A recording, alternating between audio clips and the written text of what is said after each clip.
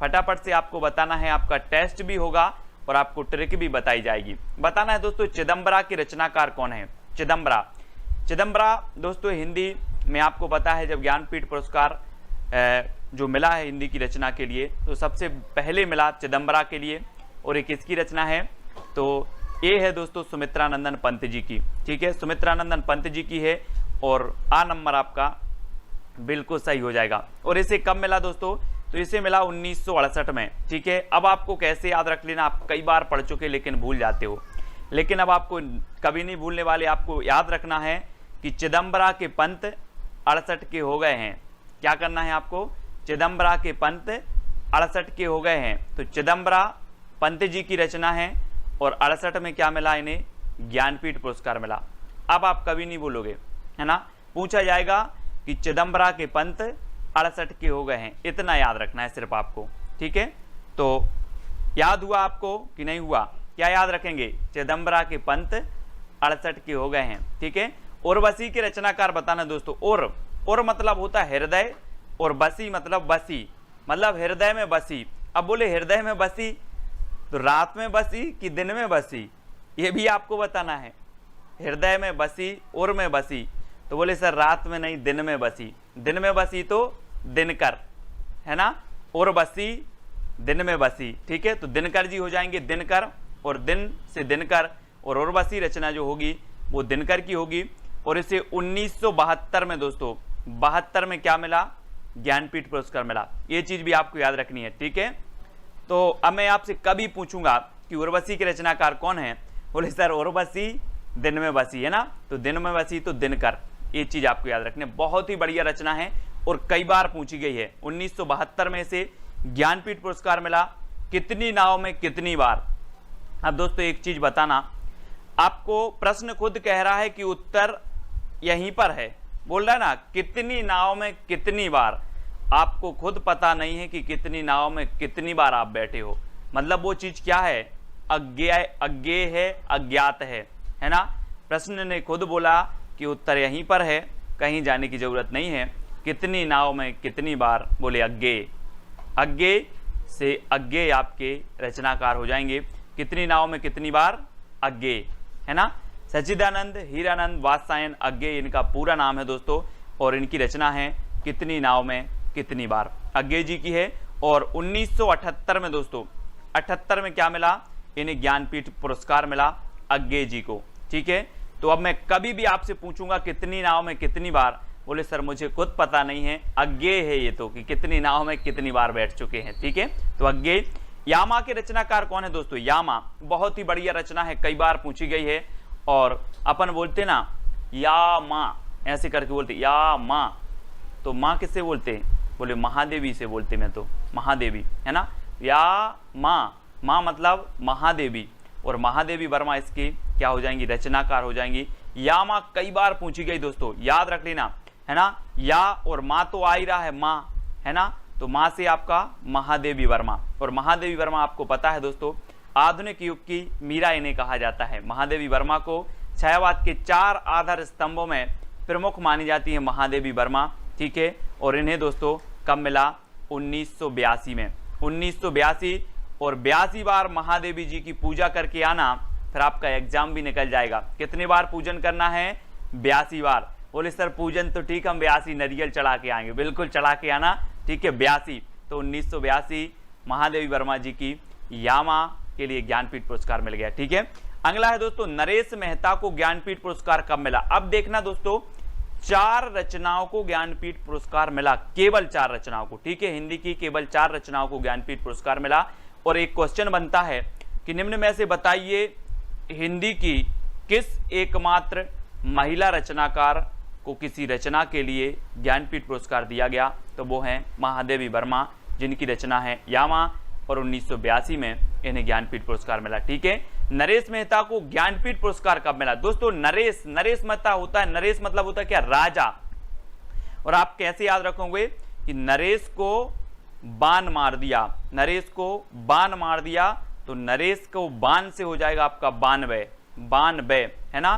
बोले बाण मार दिया किसको, नरेश को, तो नरेश को बाण मार दिया, तो 1992 में जो पुरस्कार मिलेगा इन्हें ज्ञानपीठ पुरस्कार मिलेगा। अब आप कभी नहीं बोला है ना, नरेश को क्या मार दिया, बाण मार दिया, तो 92, ठीक है, 92 में इन्हें पुरस्कार मिला ज्ञानपीठ पुरस्कार। नेक्स्ट आपसे पूछा जाएगा निर्मल वर्मा को पुरस्कार कब मिला दोस्तों, निर्मल वर्मा को बताना है। और निर्मल वर्मा, ठीक है, कैसे याद रखोगे इसको, निर्मल वर्मा को मिला 1999 में। सीधा सीधा याद रख लेना, निर्मल 99 के हो गए हैं, कितने के हो गए हैं, निर्मल 99 के हो गए हैं, है ना। कैसे याद रखोगे, निर्मल 99 के हो गए, यानी कि 1999, ठीक है, याद रख लेना। अगर ट्रिक आप लिख रहे हो तो लिख जरूर लेना, निर्मल कितने के हो गए हैं, 99 के हो गए हैं। तो निर्मल वर्मा को जो ज्ञानपीठ पुरस्कार मिला वो 1999 में मिला, ठीक है, याद रख लेना। और ना से निर्मल और ना से 99, ऐसे भी याद रख लेना, ठीक है। और निर्मल 99 के तो हो ही गए हैं। कुंवर नारायण को ज्ञानपीठ पुरस्कार कब मिला दोस्तों, कुंवर, दोस्तों एक चीज बता दें कि किसी विशेष क्षेत्र में कुंवर को जो जीजा जी होते ना, जीजा जी, उन्हें कुंवर बोला जाता है, कुंवर, है ना। और बोले मोरे एक कुंवर नहीं, कितने कुंवर हैं, पूरे 5 कुंवर। कितने कुंवर हैं, 5 कुंवर हैं। बोले कुंवर जी आ गए, कुंवर जी, है ना। तो कितने कुंवर हैं, 5 कुंवर। तो 2005 में कुंवर नारायण को क्या मिल गया, ज्ञानपीठ पुरस्कार मिल गया। अब मैं आपसे पूछूंगा कितने कुंवर हैं, बोल देना 5 हैं, ठीक है, कितने, 5 कुंवर। तो 2005 आपका ज्ञानपीठ पुरस्कार इन्हें मिला, ये चीज भी आपको याद रखना। अगला है श्रीलाल शुक्ल एवं अमरकांत को ज्ञानपीठ पुरस्कार कब मिला, श्रीलाल शुक्ल संयुक्त रूप से इन्हें ज्ञानपीठ पुरस्कार मिला था दोस्तों, और ये कब मिला, है ना। अब आपको पता है दोस्तों कि बहुत सारी माताएं होती हैं, अपने लाल से बहुत प्यार करती हैं, वो चाहती हैं कि मेरा लाल अमर हो जाए। एक बार क्या हुआ, एक माता ने बोला भगवान से कि भगवान मेरे लाल को अमर कर दो। तो भगवान बोले नो, नो, ऐसा नहीं हो सकता। क्या बोले, नो, लाल को अमर कर दो तो श्रीलाल शुक्ल, अमर कर दो तो अमरकांत, और 9 से हो जाएगा 9, यानी कि 2009, ठीक है, याद रख लेना। क्या बोला कि मेरे लाल को अमर कर दो, भगवान ने बोला नो, तो 9, है ना, 2009, याद रख लेना। श्रीलाल शुक्ल और अमरकांत को जो ज्ञानपीठ पुरस्कार मिला वो 2009 में मिला, है ना, नो नहीं हो सकता, ठीक है। अब आपको दोस्तों ऐसा भी बताना है, जो ट्रिक आपको सबसे अच्छी लगती है वो आप कमेंट में लिख के बता देना, ठीक है। केदारनाथ सिंह को ज्ञानपीठ पुरस्कार कब मिला, केदारनाथ सिंह, 4 विकल्प हैं तो जल्दी से बता देना, है ना। आपने देखा होगा दोस्तों बहुत सारे लोग केदारनाथ जाते हैं, है ना, केदारनाथ जी जय बोले यात्रा पे गए हैं केदारनाथ जी, है ना। तो कैसे याद रख लेना है, मेरा दद्दा केदारनाथ गया है ज्ञान लेने, क्या लेने, मेरा दद्दा, तेरा दद्दा केदारनाथ गया है क्या लेने, ज्ञान लेने। तो केदारनाथ गया है तो केदारनाथ सिंह, और 13 तो 2013 में इसे ज्ञानपीठ पुरस्कार मिला, और ज्ञान लेने तो ज्ञानपीठ पुरस्कार, ठीक है। तेरा दद्दा कहाँ गया है, केदारनाथ गया है ज्ञान लेने, ऐसे याद करेंगे, ठीक है। ट्रिक आपको लिखते जाना है ना, ये कोई व्यक्तिगत कोई नहीं है, ये तो सिर्फ ट्रिक है कि तेरा दद्दा कहाँ गया है, कहाँ गया है, केदारनाथ गया है। और दोस्तों दद्दा से याद आया कि दद्दा किसका उपनाम है, तो दद्दा उपनाम है मैथिली शरण गुप्त का, राष्ट्रकवि मैथिली शरण गुप्त का उपनाम है, इन्हें दद्दा भी कहा जाता था, है ना। और 13 में इन्हें केदारनाथ सिंह को ज्ञानपीठ पुरस्कार मिला, ये चीज भी याद रखनी है। कृष्णा सोपती को ज्ञानपीठ पुरस्कार कब मिला, कृष्णा सोपती को, है ना। तो आपको बताना है 17 में सोपती, कैसे याद रखोगे, 17 में सोपती, 17 में सोपती, है ना, 17 में सोपती, इतना बस याद रखना, 17 में सोपती। तो कृष्णा सोपती को 2017 में ज्ञानपीठ पुरस्कार मिला। और दोस्तों अभी तक 10 रचनाओं, मतलब 4 रचनाओं और बाकी साहित्यकारों को ज्ञानपीठ पुरस्कार मिला, हिंदी के 10 साहित्यकारों को ज्ञानपीठ पुरस्कार मिल चुका है ना। तो कैसे याद रखोगे, 17 में सोपती यानी कृष्णा सोपती, ठीक है। अब आपको जो ज्ञानपीठ पुरस्कार हैं उनके सन भी याद हो गए होंगे, किनको ज्ञानपीठ पुरस्कार रचनाओं को मिला वो रचनाएं भी आपको याद हो गई होंगी, ठीक है। इसके पहले के वीडियो व्यास सम्मान, साहित्य अकादमी पुरस्कार सब कुछ मैंने याद करवा दिया है दोस्तों, वो वीडियो जरूर देखें, और एक बार आप वीडियो देखेंगे कभी नहीं भूलेंगे। अब कभी भी आएगा कि कृष्णा सोपती को ज्ञानपीठ पुरस्कार कब मिला, तो आप सीधा बता दोगे सर 17 में सोपती, 17 में सोपती, है ना। निर्मल 99 के हो गए हैं, निर्मल 99 के हो गए हैं, 13 दद्दा केदारनाथ गया है, तो केदारनाथ से को 2013 में। अब आप कभी नहीं भूल पाएंगे। आज के वीडियो में क्या होगा दोस्तों, सबसे पहले आपको टेस्ट करवाया जाएगा, आपको रचना पता है कि नहीं पता है, फिर ओके, उसके बाद जो है क्या करना है मैं आपको ट्रिक बताऊंगा, ठीक है। तो जुड़े रहें, वीडियो को लाइक करें। पहला प्रश्न है, हेमतरंगिणी की रचनाकार कौन है? 4 विकल्प हैं दोस्तों आपके सामने और 2 सेकंड आपको दिए जाते हैं।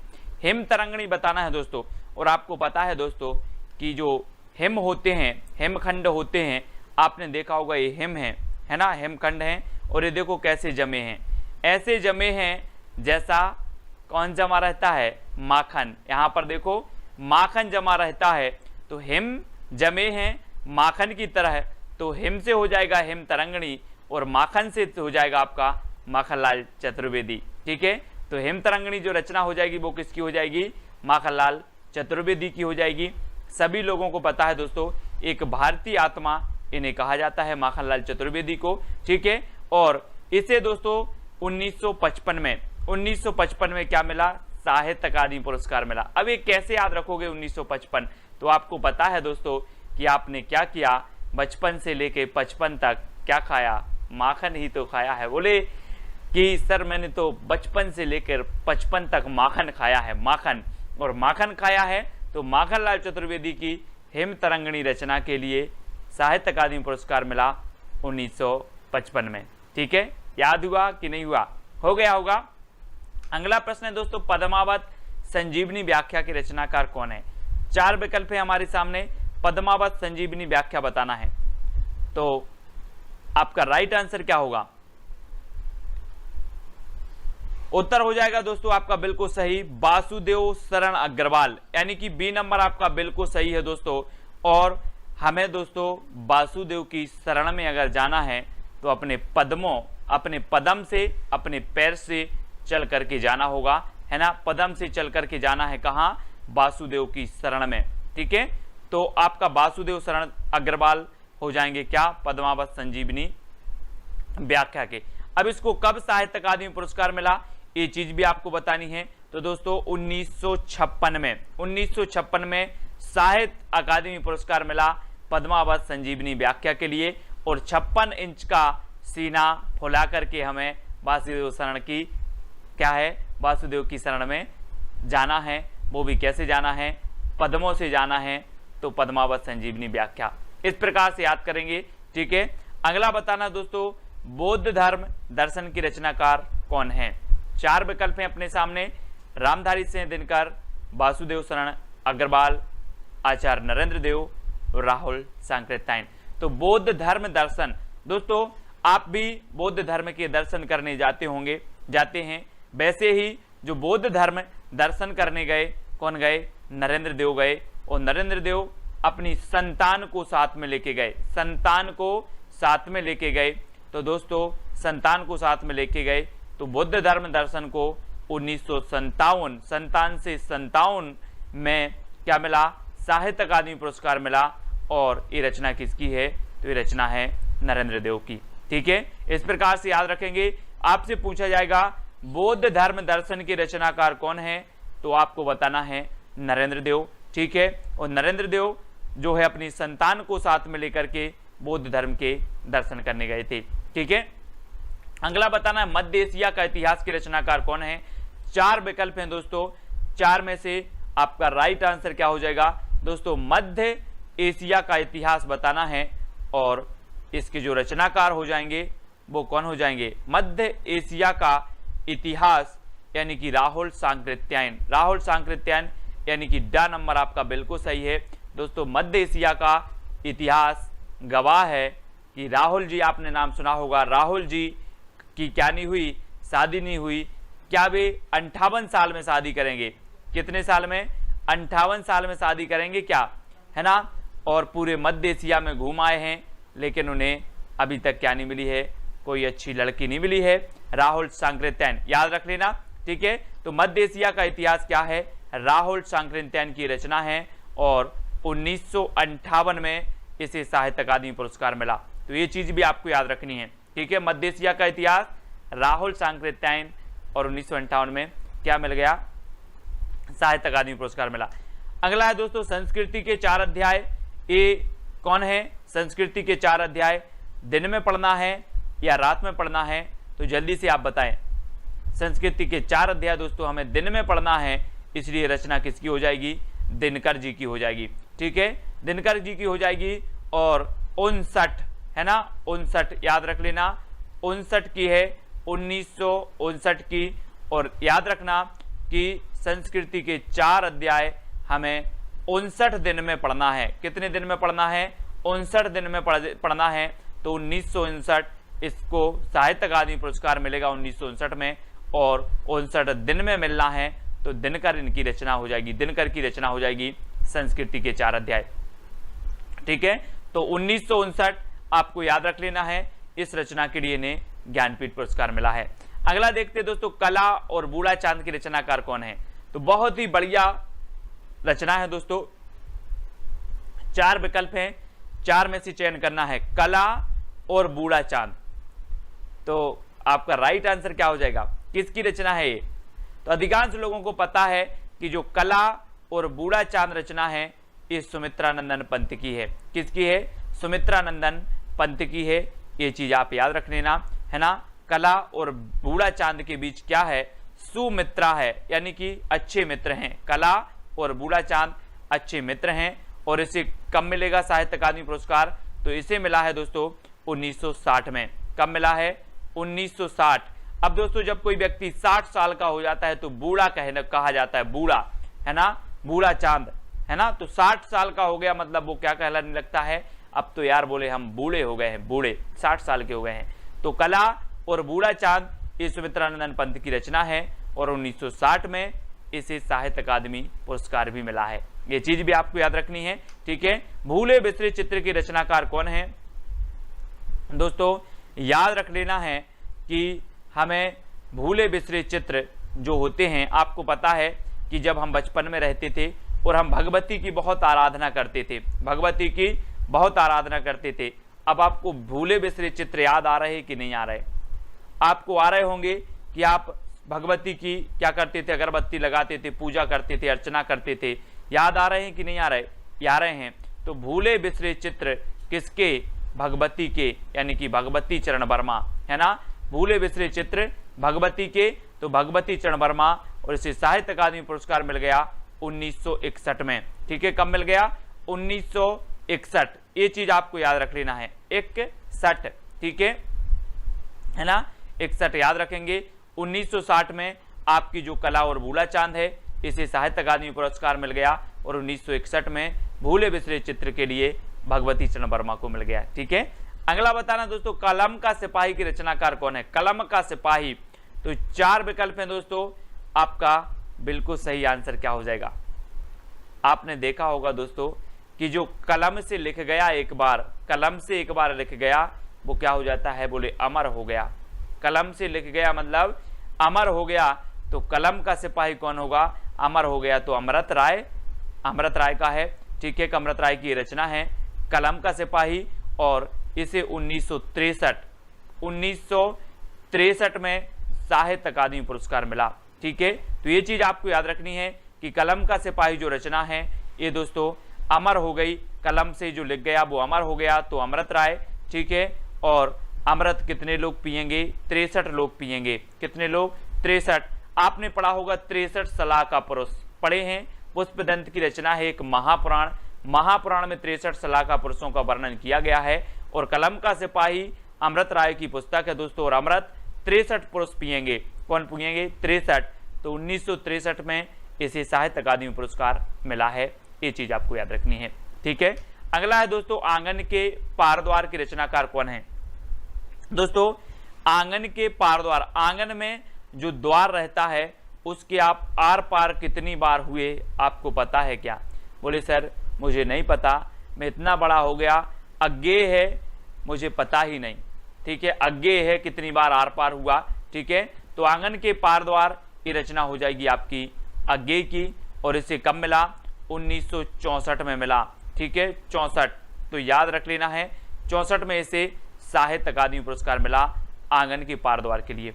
ठीक है, याद रखेंगे कि सर मैं 64 साल का हो गया, मैं 64 साल का हो गया, आंगन के पार द्वार आर पार कितनी बार गया, अज्ञेय है मुझे ज्ञात नहीं है। कितने साल के हो गए आप? 64 साल के हो गए, है ना। आंगन के आर पार गए, कितनी बार गए? अज्ञेय। ठीक है, इस प्रकार से याद रखेंगे। रस सिद्धांत के रचनाकार कौन है? अज्ञेय, नगेंद्र, जैनेन्द्र या फिर अमृत राय। तो रस सिद्धांत की हमें बताना है दोस्तों।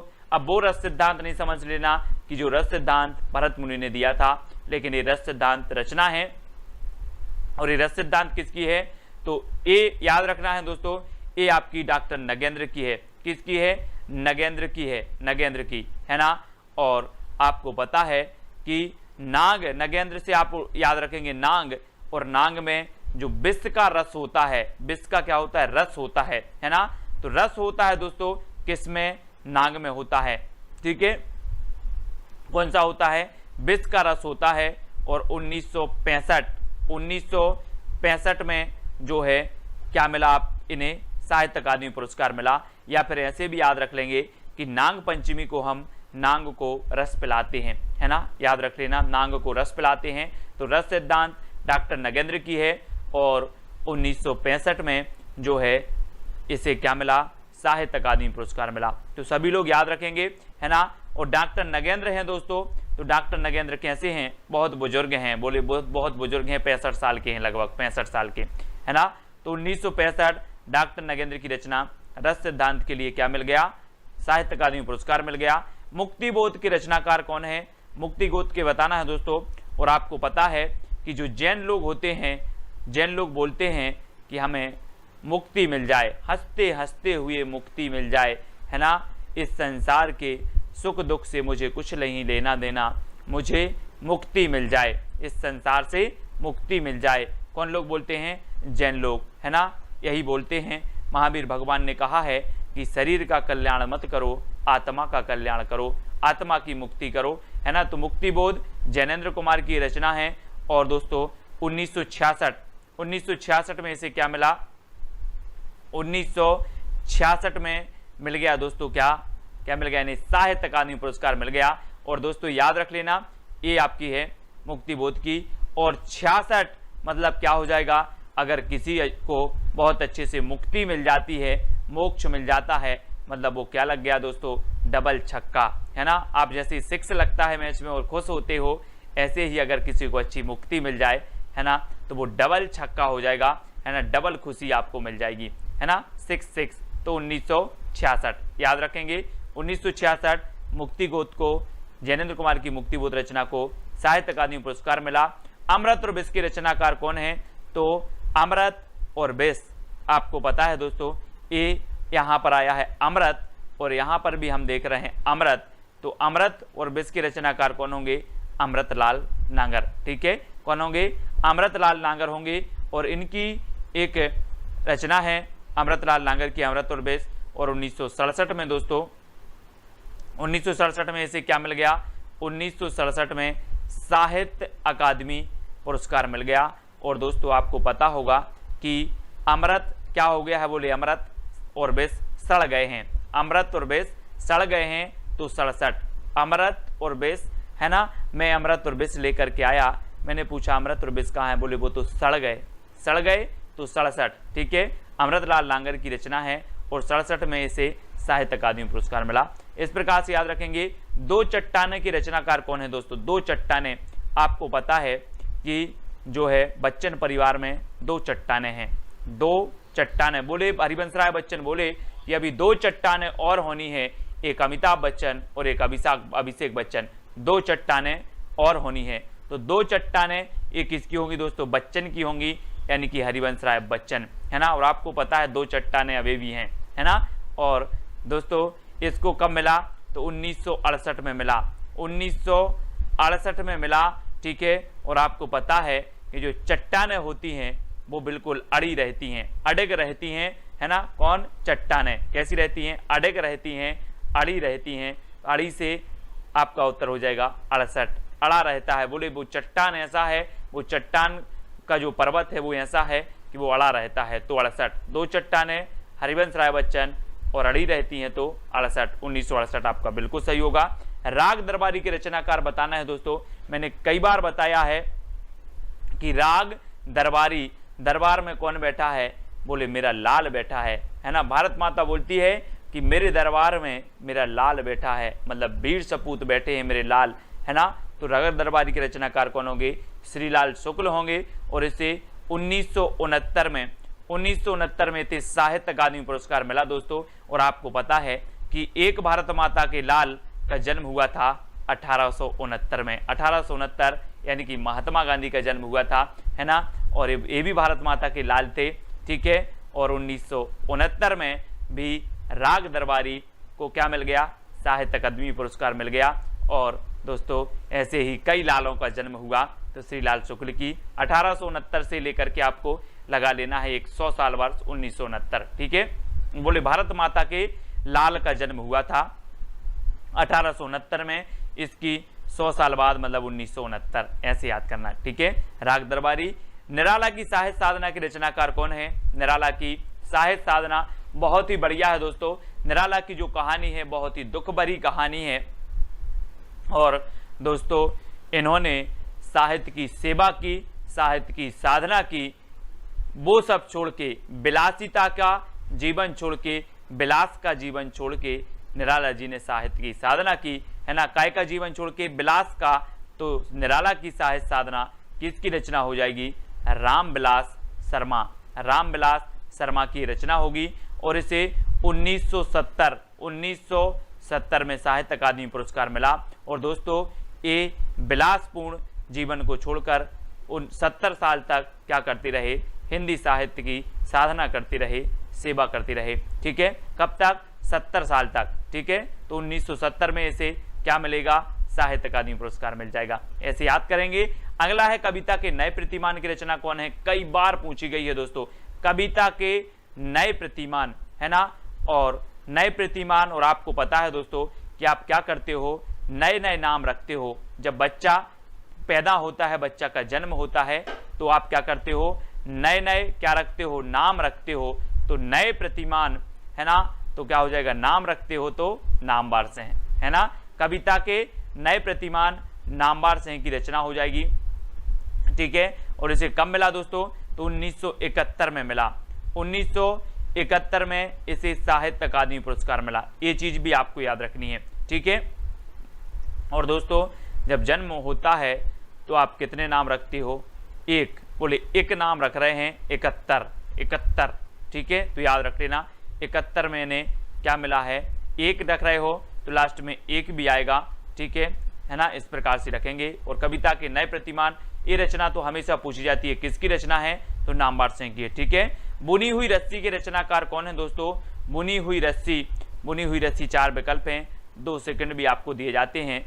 और आपका बिल्कुल सही आंसर होगा भवानी प्रसाद मिश्र। दोस्तों एक चीज बताना, जब आप भवानी के दर्शन करने जाते हो तो वहां पर एक क्या है, पचरंगा धागा की बुनी हुई रस्सी रखी रहती है ना। बोले बुनी हुई रस्सी रखी है बेटा, और ये अपने कलाई में बांध लेना, कल्याण हो जाएगा। कहाँ पर जाते हो, भवानी के पास, किसके पास, भवानी के पास जाते हो, बुनी हुई रस्सी बांध के आते हो और बोले कल्याण हो जाएगा। तो बुनी हुई रस्सी आपको कहाँ मिलती है, भवानी के पास, तो भवानी प्रसाद मिश्र इसकी रचनाकार होंगे। और 1972 में, है ना, 1972 में इसे साहित्य अकादमी पुरस्कार मिल गया। और दोस्तों आपको पता है कि जो है भवानी की कृपा से बहत भी तर जाता है, बहत से बहत्तर, है ना, बहत्तर, है ना। तो याद रख लेना, बेहतर होता है, जो कुछ भी होता है वो क्या होता है, बेहतर होता है। जब आप बुनी हुई रस्सी बांध लेते हो भवानी की, तो जो कुछ भी होगा वो कैसा होगा, बेहतर होगा। बेहतर से आपका बनेगा 72, यानी 1972 में इसे साहित्य अकादमी पुरस्कार मिला, ठीक है। अगला बताना है दोस्तों, आलोक पर्व के रचनाकार कौन है, तो 4 विकल्प हैं आपके सामने, आलोक पर्व। और मैंने कई बार आपको बताया है कि पर्व हमारे भारत में हजारों पर्व होते हैं, कैसे होते हैं, हजारों पर्व होते हैं। तो आलोक पर्व के रचनाकार कौन होंगे, हजारी प्रसाद द्विवेदी, हजारी प्रसाद द्विवेदी। और दोस्तों याद रख लेना 1973, है ना, 73 जो है इसे साहित्य अकादमी पुरस्कार मिला आलोक पर्व के लिए, हजारी प्रसाद द्विवेदी की, है ना। इसको याद रखेंगे, 1-2 बार वीडियो देखोगे तो आपको क्लियर हो जाएगा। मिट्टी के बारात के रचनाकार कौन है दोस्तों? तो मैंने आपको कई बार बताया है कि जब शिव जी की बारात आई और बारात में आपने सुना होगा कि बोले भूत ऊत भी नाच रहे थे बारात में, है ना, नाच रहे थे भूत ऊत, तो भभूत अभूत लगा कर आए होंगे, तो ऐसी लग रही होगी कि मिट्टी की बारात आ गई। कौन की आ गई मिट्टी की बारात? शिव जी की मिट्टी की बारात आ गई। और दोस्तों इसे मिला कब? 1974 में। 1974 में तो चहूं यानी कि 74 दोस्तों, 74 लग रहा था, 74 या चहूं दिशाओं में लग रहा था कि क्या है, मिट्टी की बारात आई है, मिट्टी की बारात आई है। 74 है ना, 74 कर दो, 74 बोले, चहूं दिशाओं में लग रहा था 74, ठीक है। तो मिट्टी की बारात को 74 में साहित्य अकादमी पुरस्कार मिला और रचना शिवमंगल से सुमन की है, ऐसे याद रखेंगे। अगला है दोस्तों तमस के रचनाकार कौन है? तमस, आपको पता है दोस्तों, तमस मतलब होता है अंधकार, और हम बोलते हैं कि भीष्म अंधकार छाया है। कैसा छाया है? भीष्म अंधकार छाया है। तो तमस को याद रख लेना, तमस मतलब होता है अंधकार, और अंधकार छाया है कैसा? भीष्म। तो तमस के रचनाकार कौन होंगे? भीष्म साहनी होंगे, ठीक है। और 1975 में दोस्तों, 75 में क्या मिल गया? 75 में ने साहित्य अकादमी पुरस्कार मिल गया दोस्तों। और एक चीज़ और बताना कि जब व्यक्ति 75 साल का हो जाता है ना, तो उसे अंधकार लगने लगता है ना, जीवन अंधकारमय लगने लगता है, और अपने जो है शांति के मार्ग को खोजता है और कल्याण के मार्ग को खोजता है ना। तो क्या लगता है? अंधकारमय लगता है 75 की साल के बाद। तो तमस के रचनाकार हैं भीष्म साहनी, यानी बी नंबर आपका बिल्कुल सही हो जाएगा। और 1975 में से साहित्य अकादमी पुरस्कार मिला दोस्तों। जहां जैसी ट्रिक निकली बताने का प्रयास किया है, नॉर्मल भी ये भी आप याद रख सकते हो, लेकिन इन रचनाओं को याद रख लेना सबसे पहली प्राथमिकता आपकी बनती है, ठीक है दोस्तों। आज को आपको बताना है तेरी मेरी उसकी बात की रचनाकार कौन है। बहुत ही बढ़िया रचना है, कई बार पूछी जा चुकी है दोस्तों।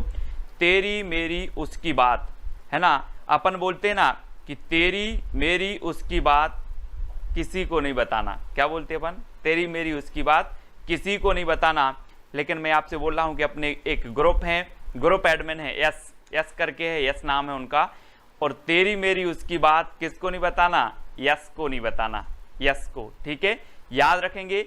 आ नंबर आपका बिल्कुल सही है, हमेशा आपकी मदद करते हैं पीडीएफ और हर एक चीज में, यस।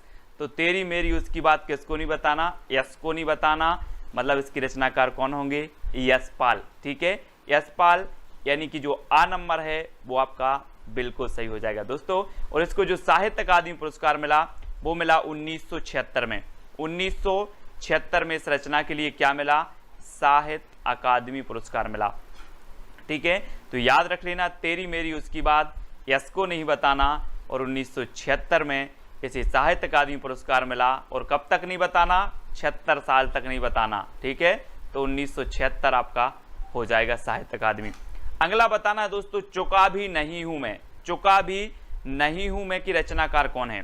थोड़ी सी इमेज दी है, अगर आप समझ सको कुछ तो बता दोगे। 4 विकल्प हैं, 2 सेकंड। आपको पता है दोस्तों, आपको पता है कि जब शेर और हिरन क्या करते हैं? साथ साथ दौड़ते हैं एक दूसरे को, मतलब जो शेर है वो हिरन को पकड़ता है, और हिरन कई बार आपने देखा होगा कि क्या करती है? निकल जाती है, और शेर चूक जाता है ना। लेकिन शेर देखता है आजू बाजू, बोले अभी चूका नहीं हूं मैं, चूका भी नहीं हूं, अभी चूका भी नहीं हूं। तो शेर बोलता है चूका भी नहीं हूं। तो इस जो रचना है वो किसकी हो जाएगी? शमशेर बहादुर जी की, ठीक है। याद रखना दोस्तों, इन्हें कवियों का कवि भी कहा जाता है, शमशेर बहादुर साहब को। और ये क्या करते हैं? हिरन और शेर साथ साथ दौड़ते हैं, साथ साथ दौड़ते हैं।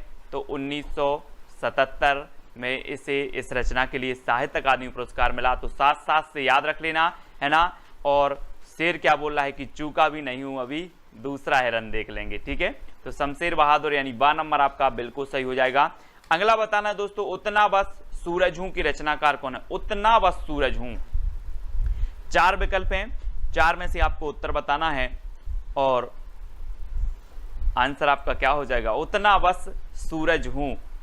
तो हम क्या बोलते हैं दोस्तों, जो उभरता हुआ सितारा होता है, जो भारत का भूषण होता है, वो हम बोलते हैं कि आप तो हमारे भारत के क्या हो?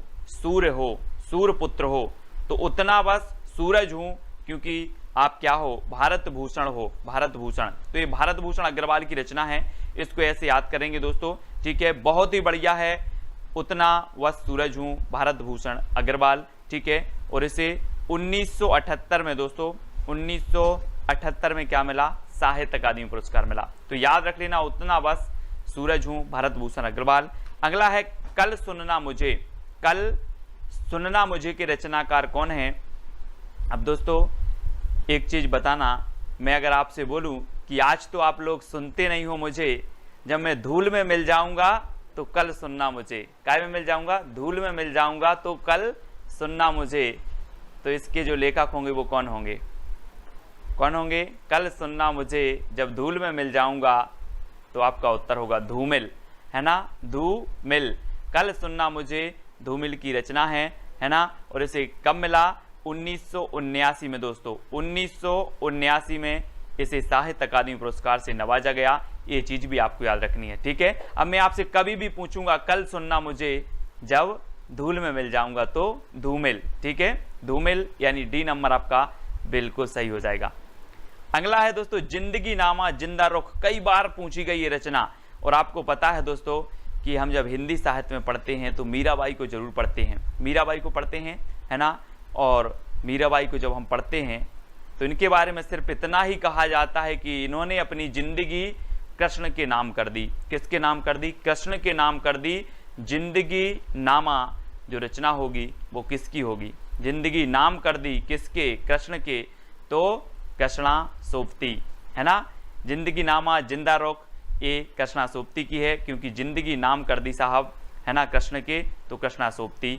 आ नंबर आपका बिल्कुल सही है। और 1980 में दोस्तों, 1980 में क्या मिला, क्या मिला, यानी साहित्य अकादमी पुरस्कार मिला जिंदगी नामा जिंदा रुख के लिए, ठीक है। याद रख लेना, मैं कभी भी पूछूं जिंदगी नामा के रचनाकार कौन है, आप बता दोगे सर जिंदगी नाम कर दी कृष्ण के, ठीक है, तो कृष्णा सोबती, है ना। अगला बताना ताप के ताए हुए दिन। दोस्तों दिन बहुत सारे आते हैं, सुख के दिन आते हैं, दुख के आते हैं, वैसे ही ताप के ताए हुए दिन आए हैं। और आप ताप के ताए हुए दिन कैसे देख रहे हो, अपने लोचन से देख रहे हो। यहाँ पर देखो ये लोचन है ना, और त्रिलोचन यानी कि जिसकी 3 आंखें हो, है ना, वो त्रिलोचन। और ताप के ताए हुए दिन हमने कैसे देखे, लोचन से देखे, तो त्रिलोचन, है ना, त्रिलोचन। अब मैं कभी भी पूछूंगा कि ताप के ताए हुए दिन ये रचना किसकी है, आप बता देना कि सर ताप के ताए हुए दिन आए तो जरूर थे, लेकिन हमने लोचन से देखे थे, त्रिलोचन से देखे थे, ठीक है। तो त्रिलोचन यानी कि बी नंबर आपका बिल्कुल सही हो जाएगा। अगला देखें विकलांग श्रद्धा का दौर के रचनाकार कौन है। 4 विकल्प हैं दोस्तों। विकलांग श्रद्धा का दौर, श्रद्धा आपने देखी होगी दोस्तों, श्रद्धा अपन बोलते ना यार, पूर्ण श्रद्धा से आप अगर काम करोगे तो आपका काम सफल होगा। लेकिन लोगों की आजकल की जो श्रद्धा है वो कैसी हो गई है, विकलांग हो गई है। कैसी हो गई श्रद्धा, विकलांग हो गई है। और इसके बारे में हरि यानी कि भगवान शंकर भी सोचते हैं कि लोगों की श्रद्धा विकलांग हो गई है। तो विकलांग श्रद्धा का दौर है ये। हरि मतलब भगवान और शंकर मतलब शंकर जी, तो हरि शंकर परसाई, है ना, व्यंग्यकार हैं दोस्तों, हरि शंकर परसाई, ठीक है। हरि के प्रति, शंकर के प्रति लोगों की श्रद्धा विकलांग होती जा रही है, इसलिए बहुत सारे क्या है संकट आ रहे हैं। श्रद्धा बना के रखो, श्रद्धा को क्या नहीं करना, विकलांग नहीं करना। तो विकलांग श्रद्धा का दौर हरि शंकर परसाई, ठीक है, ऐसे याद रखेंगे। और दोस्तों इसे 1982 में क्या मिला, साहित्य अकादमी पुरस्कार मिला, साहित्य अकादमी पुरस्कार मिला 1982 में। और ये ताप के ताए हुए दिन के लिए मिला 1981 में। ये चीज भी आपको याद रखनी है, ठीक है। ताप के ताए हुए दिन लोचन से देखे और 81 जो है बार देखे, है ना। और 1981 इसका रचना साहित्य अकादमी पुरस्कार मिला। और ये विकलांग श्रद्धा का दौर हरिशंकर परसाई व्यंग्यकार हैं, 1982 में से साहित्य अकादमी पुरस्कार मिला दोस्तों। अब दोस्तों खूंटियों पर टंगे लोग, खूंटियों पर टंगे लोग, अब ऐसा नहीं लग रहा कि खूंटियों, अगर खूंटी होती तो एक व्यक्ति, और खूंटियों पर यानी कि बहुत सारे लोग खूंटियों पर टंगे हैं। अब बहुत सारे लोग टंगे हैं तो हमें क्या करना पड़ेगा, सर्वे करना पड़ेगा, सर्वे कि यार कितने लोग टंगे हैं ऐसे खूंटियों पर। तो खूंटियों पर टंगे लोगों का क्या करना है, सर्वे करना है। तो इसके लेखक कौन होंगे, सर्वेश्वर दयाल सक्सेना। कौन होंगे, सर्वेश्वर दयाल सक्सेना। अब मैं कभी भी आपसे पूछूंगा कि खूंटियों पर टंगे लोग किसकी रचना है, तो आप बोलोगे सीधा सीधा कि सर खूंटियों पर लोग टंगे हैं तो इनका सर्वे करना है, यानी कि सर्वेश्वर दयाल सक्सेना, यानी डी नंबर आपका बिल्कुल सही होगा। और इसे 1983 में साहित्य अकादमी पुरस्कार मिला। और आपने सर्वे किया तो कितने लोग टंगे थे? 83 लोग टंगे थे। कितने? 83। तो 1983 में से साहित्य अकादमी पुरस्कार भी मिल गया, खूंटियों पर टंगे लोग, है ना। अगला है लोग भूल गए हैं। लोग भूल गए हैं किसे? पहले बोलते थे रघुवीर सहाय करना, राम सहाय करना, आज तो लोग भूल गए हैं रघुवीर को, है ना। लोग भूल गए हैं किसको? रघुवीर को। पहले तो बोलते थे रघुवीर सहाय, मुंह से आवाज निकली रघुवीर सहाय करना, लोग भूल गए हैं, यानी कि कैसे? रघुवीर। आ नंबर आपका बिल्कुल सही है ना। वो आपने सुना होगा दोस्तों, क्या होगा कि दुख में सुमरन सब करें, सुख में करे ना कोई, और सुख में सुमरन सब करे तो दुख काहे को हो। इसलिए लोग भूल गए हैं, है ना, क्योंकि लोगों के पास सुख आ गया है। मत भूलो रघुवीर को और यही सहाय करेंगे। तो लोग भूल गए हैं रघुवीर सहाय की रचना है, बहुत बढ़िया है, पूछी जाती है। और 1984 में इसे साहित्य अकादमी पुरस्कार भी मिला है। ठीक है दोस्तों, मैं एक बात जरूर कहूंगा कि जितनी भी साहित्य अकादमी पुरस्कार से पुरस्कृत रचनाएं हैं, ज्ञानपीठ, व्यास सम्मान, ये सबसे पहले आपके लिए महत्वपूर्ण होती हैं, है ना, क्योंकि ये रचनाएं अधिकांश पूछी जाती हैं। तो लोग भूल गए हैं कैसे? रघुवीर सहाय। ठीक है। कब्बे और काला पानी की रचनाकार कौन है दोस्तों? कब्बे और काला पानी आपने सुना होगा दोस्तों, आजादी के पूर्व काले पानी की सजा होती थी। काले पानी की सजा यानी कि अगर एक काले पानी की सजा हो गई अगर व्यक्ति को, तो वो वापस नहीं आ पाता था कभी। काले पानी की सजा, है ना। अंडमान निकोबार द्वीप आपने देखा होगा, वहां पर इसको समुद्र के उस पार भेज दिया जाता था और वहां से वापस नहीं आता था कभी व्यक्ति। और कब्बे और काला पानी, यहां पर आप देखो समुद्र में एक साइड काला पानी है और एक साइड कैसा है? निर्मल पानी है। तो हमें कैसा पानी पीना है? काला पानी नहीं पीना, हमें निर्मल पानी पीना है। कैसा? निर्मल। तो कब्बे और काला पानी की रचनाकार कौन होंगे? निर्मल वर्मा। बोले सर मुझे काला पानी नहीं पीना, मुझे तो निर्मल पीना है। तो काला पानी और निर्मल वर्मा, है ना, ये काला पानी, इसी का संबंध किससे होगा? निर्मल पानी से। तो निर्मल वर्मा इसके रचनाकार होंगे। और 1985 में इसे क्या मिला? साहित्य अकादमी पुरस्कार मिला। ये चीज भी आपको याद रखनी है। मैं कभी भी अब पूछूंगा, आप कभी नहीं भूलोगे। मैं बोलूंगा कब्बे और काला पानी, तो आप बता दोगे कि काला पानी नहीं सर, मुझे निर्मल पानी पीना है। तो निर्मल वर्मा। ठीक है। अगला है अपूर्वा के रचनाकार कौन है दोस्तों? ये याद रखना है, बहुत ही बढ़िया रचना है अपूर्वा। और अपूर्वा दोस्तों ये केदारनाथ अग्रवाल जी की रचना है, केदारनाथ अग्रवाल। ठीक है। और आपको पता होगा कि पूर्व में केदारनाथ में एक बहुत भयंकर क्या आई थी? बाढ़ आई थी। तो केदारनाथ में पूर्व में आई थी। तो अपूर्वा ये केदारनाथ अग्रवाल की है। और दोस्तों 1986 में इसे साहित्य अकादमी पुरस्कार मिला, 1986 में अपूर्वा के लिए। ठीक है। और केदारनाथ अग्रवाल इसके रचनाकार हैं। इन्हें कैन का कवि भी कहा जाता है, केदारनाथ अग्रवाल जी को। अगला है दोस्तों मगध के रचनाकार कौन है? मगध। अब एक चीज बताना दोस्तों कि जो मगध है, मगध के जो राजकुमार थे वो क्या करते थे? मगध के आपने क्या पढ़ा था? मगध एक साम्राज्य था, है ना, बहुत बड़ा साम्राज्य था मगध। और मगध यहाँ पर रचना आई है। तो मगध के जो राजा होते थे दोस्तों, जब किसी को सजा देते थे तो वो क्या करते थे? कान पकड़ते थे। क्या पकड़ते? कान पकड़ के सजा देते थे। तो श्रीकांत आपका बिल्कुल सही होगा। श्रीकांत यानी कि जो डी नंबर है वो आपका बिल्कुल सही हो जाएगा, है ना। श्रीकांत आपका सही होगा, श्रीकांत। ठीक है, यानी डी नंबर आपका बिल्कुल सही होगा। 1987 इसका रचना काल है। क्या है? 1987। ठीक है, रचना काल नहीं मतलब इसे साहित्य अकादमी पुरस्कार मिला है।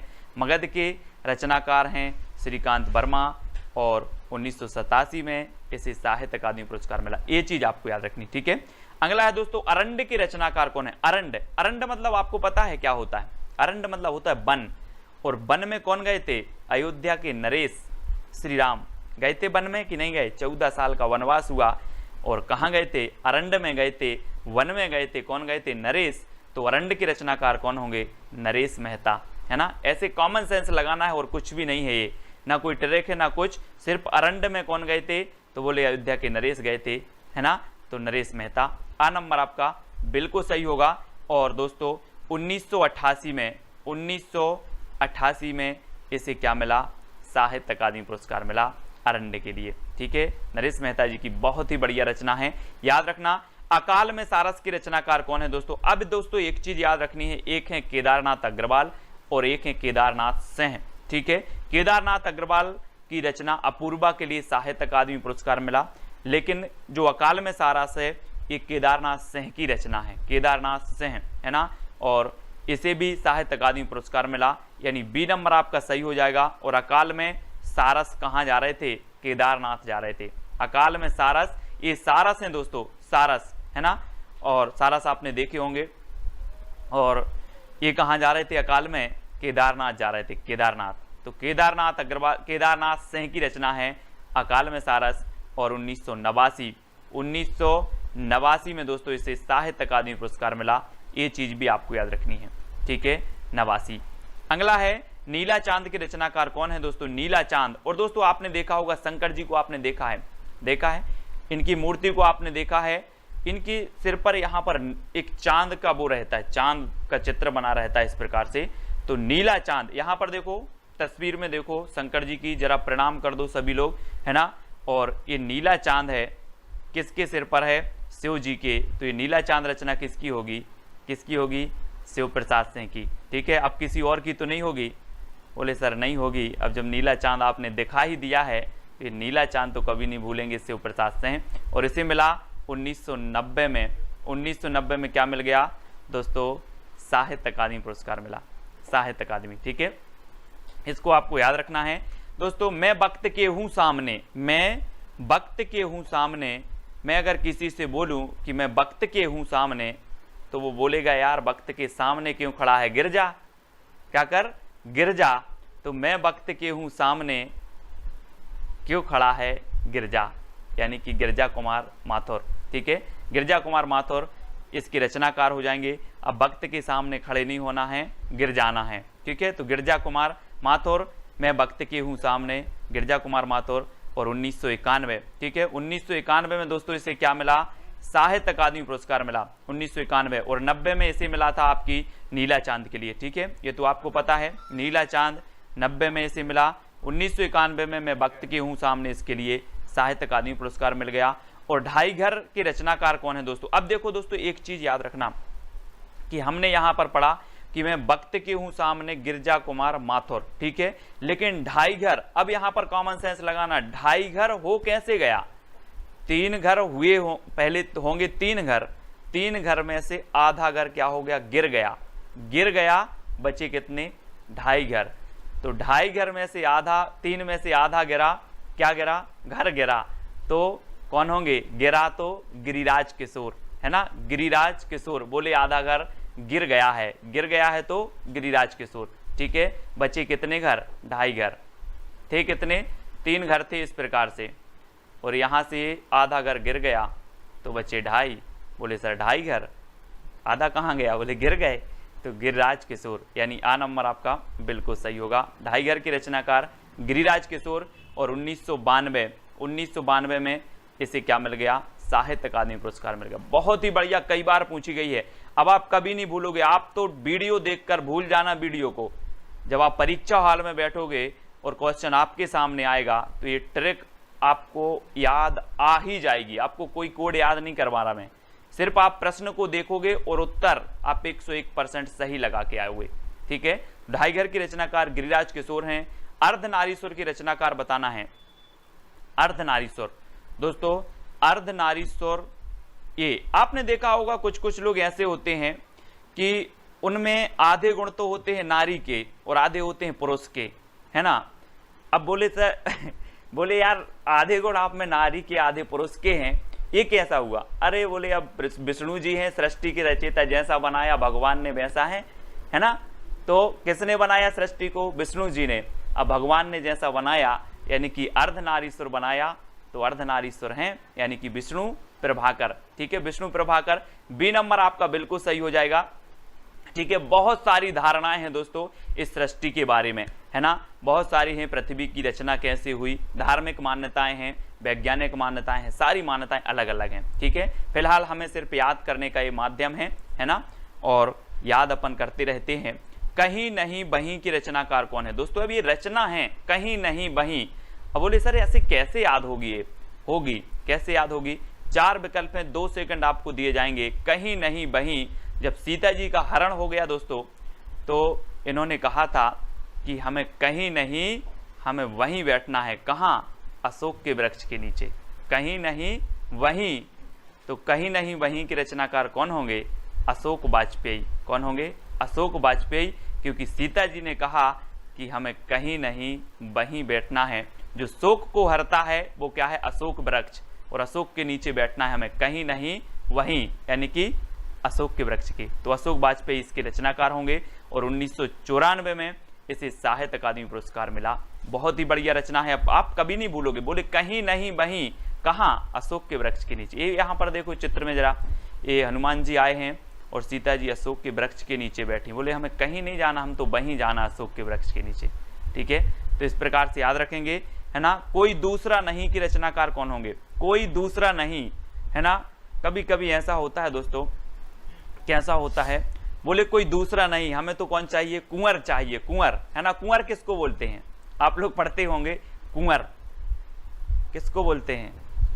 बोलते होंगे, है ना। तो कभी कभी ऐसा होता है, हमें कोई नहीं चाहिए, हमें सिर्फ कुंवर चाहिए। क्या चाहिए? कुंवर। तो कुंवर नारायण, कुंवर नारायण, यानी कि जो आ नंबर है वो आपका बिल्कुल सही होगा। कोई दूसरा नहीं, कुंवर चाहिए। कुंवर आ नंबर आप लोग अपने अपने हिसाब से याद कर लेना। और 1995 में इस रचना के लिए दोस्तों साहित्य अकादमी पुरस्कार चाहिए। और कितने साल का कुंवर चाहिए? 95 साल का। कितने साल का? 95। ठीक है, तो 95 याद रख लेना। 1995, कुंवर नारायण, कोई दूसरा नहीं, कुंवर चाहिए। 1995 में से साहित्य अकादमी पुरस्कार मिल गया। मुझे चांद चाहिए, लो अब कुंवर चाहिए, अब चांद चाहिए। तो मुझे चांद चाहिए दोस्तों। अब चांद अगर आपको चाहिए है तो ऐसा नहीं मिलेगा। कैसे मिलेगा भाई? जब अपन ऊपर चांद आकाश में है, बोले इंद्र भी रहते वहीं पर, इंद्र से क्या करनी पड़ेगी? अपन को परमिशन लेनी पड़ेगी। परमिशन, बोले मुझे चांद चाहिए।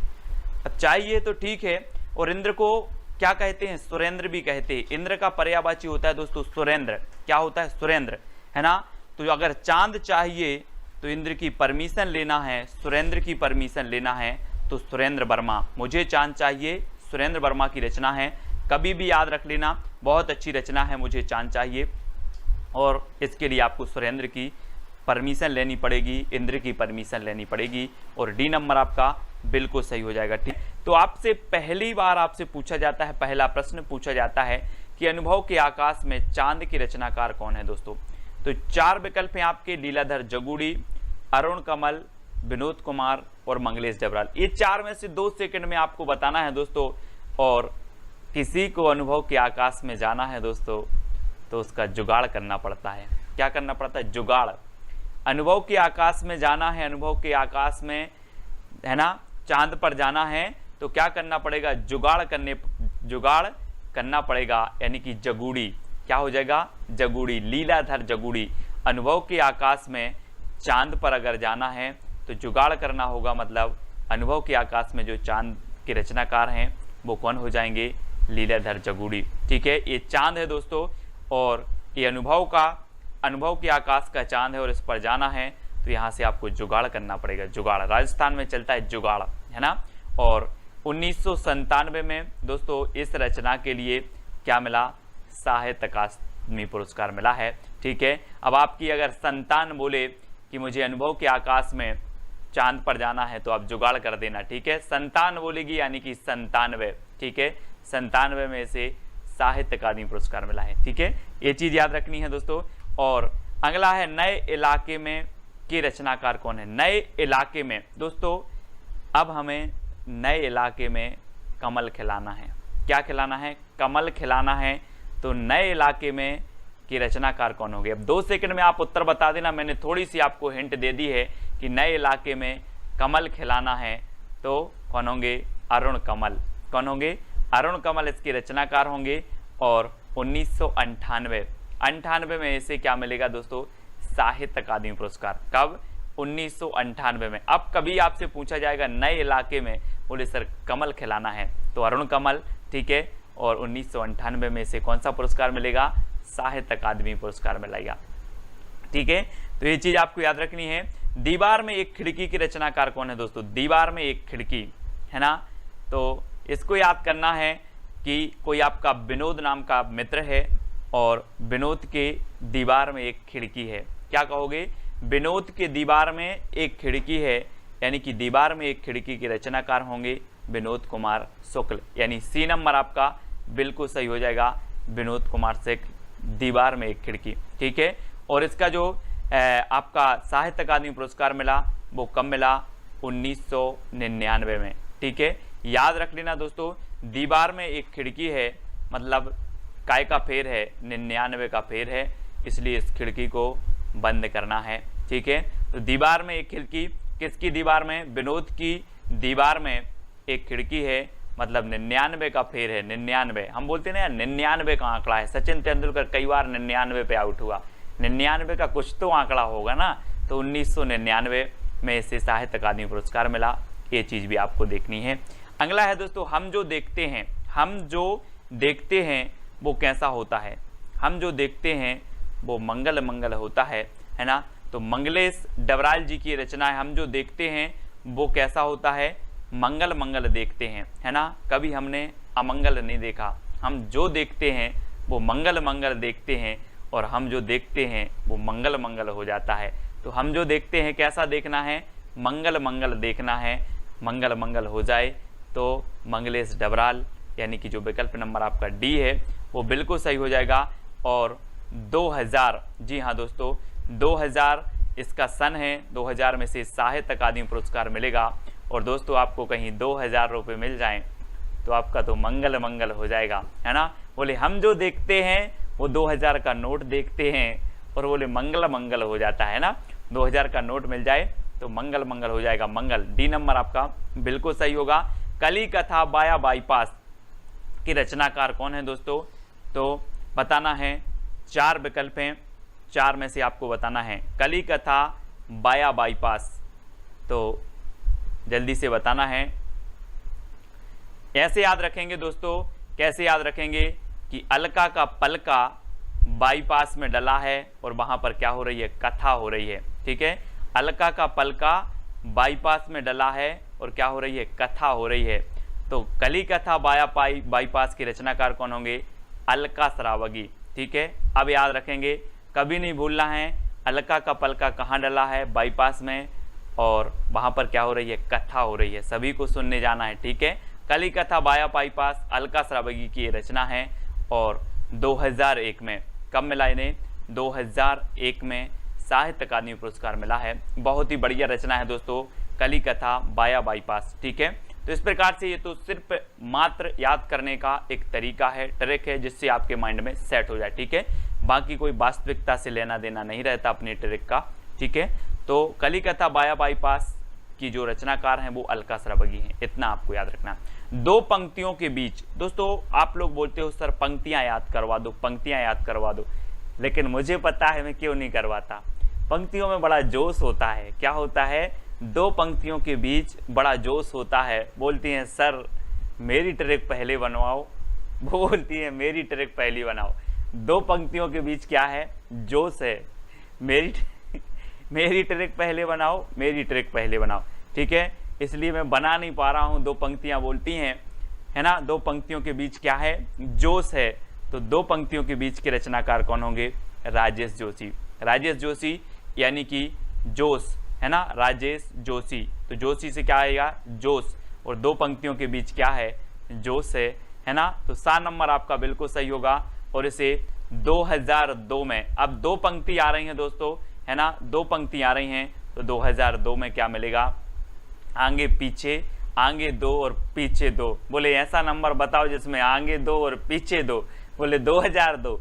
अब 2 पंक्तियों के बीच जोश है तो राजेश जोशी, इस प्रकार से याद रखेंगे। और 2002 में इसे साहित्य अकादमी पुरस्कार भी मिल जाता है। ठीक है, कितने पाकिस्तान के रचनाकार कौन है दोस्तों? कितने पाकिस्तान, है ना।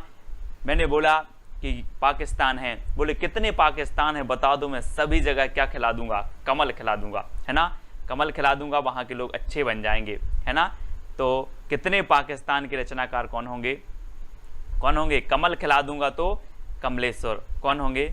कमलेश्वर, है ना। याद रख लेना, इनकी एक आत्मकथा है दोस्तों। गर्दिश के दिन जब इनकी आत्मकथा पढ़ोगे, इनके बारे में पढ़ोगे, तो आपको भी आंसू आ जाएंगे कमलेश्वर के बारे में। इनकी ये रचना है कितने पाकिस्तान, और इसे 2003 में दोस्तों इसे क्या मिला, साहित्य अकादमी पुरस्कार मिला। ठीक है, तो कितने पाकिस्तान के रचनाकार कौन है?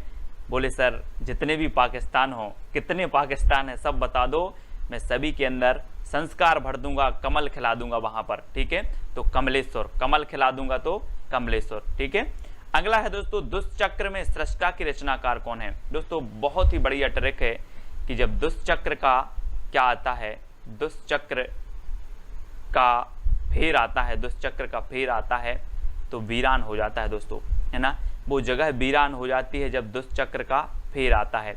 तो दुष्चक्र में सृष्टा की रचनाकार कौन है? दुष्चक्र में सृष्टा की रचनाकार होंगे बीरेन डंगवाल। कौन है? बीरेन डंगवाल। दुष्चक्र बोले हमारे ऊपर तो क्या चल रहा है, दुष्चक्र चल रहा है और हम तो क्या हो गए, वीरान हो गए, है ना। तो बीरेन डंगवाल, वीरान से हो जाएगा बीरेन डंगवाल। ठीक है, ऐसे याद रखेंगे, है ना। अब आप कभी नहीं भूलेंगे। बोले सर दुष्चक्र की बात कर रहे हो, जब दुष्चक्र का फेर आता है तो लोग वीरान हो जाते हैं, है ना, वो जगह वीरान हो जाती है। और 2004, ठीक है, 2004 याद रख लेना है।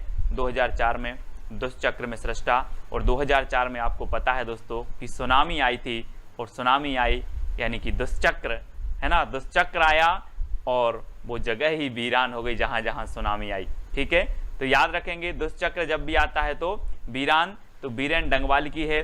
और 2004 में सुनामी आई तो 2004 में वीरान हो गए दोस्तों अच्छे अच्छे स्थान। तो 2004 में से साहित्य अकादमी पुरस्कार मिल जाता है किसे, दुष्चक्र में सृष्टा के लिए। ठीक है, अगला है क्याप के रचनाकार कौन है? क्याप, बहुत सारे लोगों को पता है कि क्या आप मनोहर श्याम जोशी हैं? क्या आप मनोहर श्याम जोशी हैं?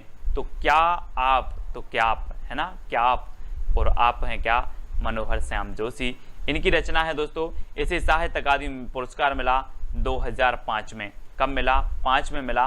ठीक है, तो मनोहर श्याम जोशी, 5 लिखना, है ना। 5 में इन्हें क्या मिल गया, क्या मिला, है ना, 2005 में इन्हें साहित्य अकादमी पुरस्कार मिल गया क्याप के लिए। ठीक है, अब संशयात्मा के रचनाकार कौन है दोस्तों? संशयात्मा 4 विकल्प हैं दोस्तों, और आपने देखा होगा दोस्तों बहुत सारे लोगों को क्या होता है, संशय होता है, संशय, है ना। संशय समझते हो? बोले यार मुझे संशय है, लेकिन जो ज्ञानेंद्र पति होते हैं, ज्ञान के पति होते हैं, उनके अंदर कोई संशय नहीं होता। क्या नहीं होता? संशय। यानी कि आपका बिल्कुल सही आंसर हो जाएगा, क्या हो जाएगा, ज्ञानेंद्र पति। संशय आत्मा नहीं होती जो ज्ञान के पति होते हैं, है ना। तो ज्ञानेंद्र पति आपका बी नंबर बिल्कुल सही हो जाएगा। ठीक है, वो आत्मा संशय आत्मा नहीं है जो ज्ञानेंद्र की पति है, ज्ञान की पति है। और बी नंबर आपका, कभी भी अब आपसे पूछेंगे संशय आत्मा के रचनाकार कौन है, बोले संशय उनके मन में नहीं होता जिनके अंदर ज्ञान है, ज्ञान के वो पति हैं, है ना। तो इस प्रकार से याद रखेंगे, ज्ञानेंद्र पति की रचना है। और दोस्तों 2006 में क्या मिला, इन्हें साहित्य अकादमी पुरस्कार मिला। ठीक है, तो याद रख लेना, है ना। और जिनमें ज्ञान होता है, क्रिकेट खेलने का जिनमें ज्ञान होता है, वो बिल्कुल बिना संशय के 6-6 मारते रहते हैं दोस्तों, 6-6, है ना, 6-6 बाउंड्री मारते हैं। तो 2006 में इसे क्या मिल जाता है, साहित्य अकादमी पुरस्कार मिल जाता है। ऐसे याद करेंगे।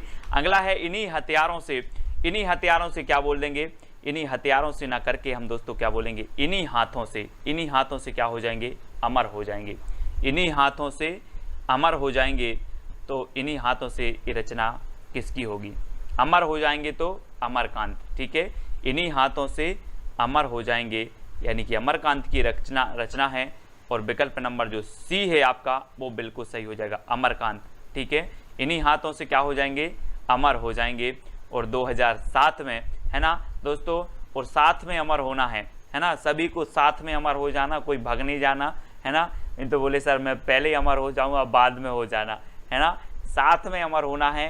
2007 में इन्हीं हथियारों के लिए साहित्य अकादमी पुरस्कार मिला। अब आप कभी नहीं भूलोगे, बोले इन्हीं हथियारों से, अच्छा सर ने बताया था इन्हीं हाथों से अमर होना है और साथ में होना है, मतलब 2007 में इस रचना के लिए साहित्य अकादमी पुरस्कार मिल गया। ठीक है, तो याद रखना दोस्तों, कोहरे में कैद रंग, आपने देखा होगा कहीं कहीं गोविंद जी की अगर मूर्ति लगी है और कोहरा छाया है ना, और आपको दर्शन करने हैं, तो कोहरे में कैद रंग, कोहरे में रंग कैद हो जाता है और हमें गोविंद जी के दर्शन नहीं हो पाते।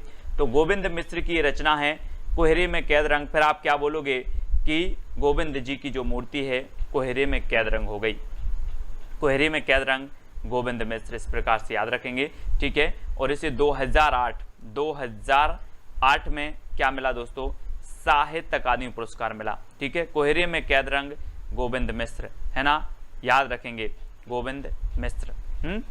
और अगला है हवा में हस्ताक्षर की रचनाकार कौन है दोस्तों।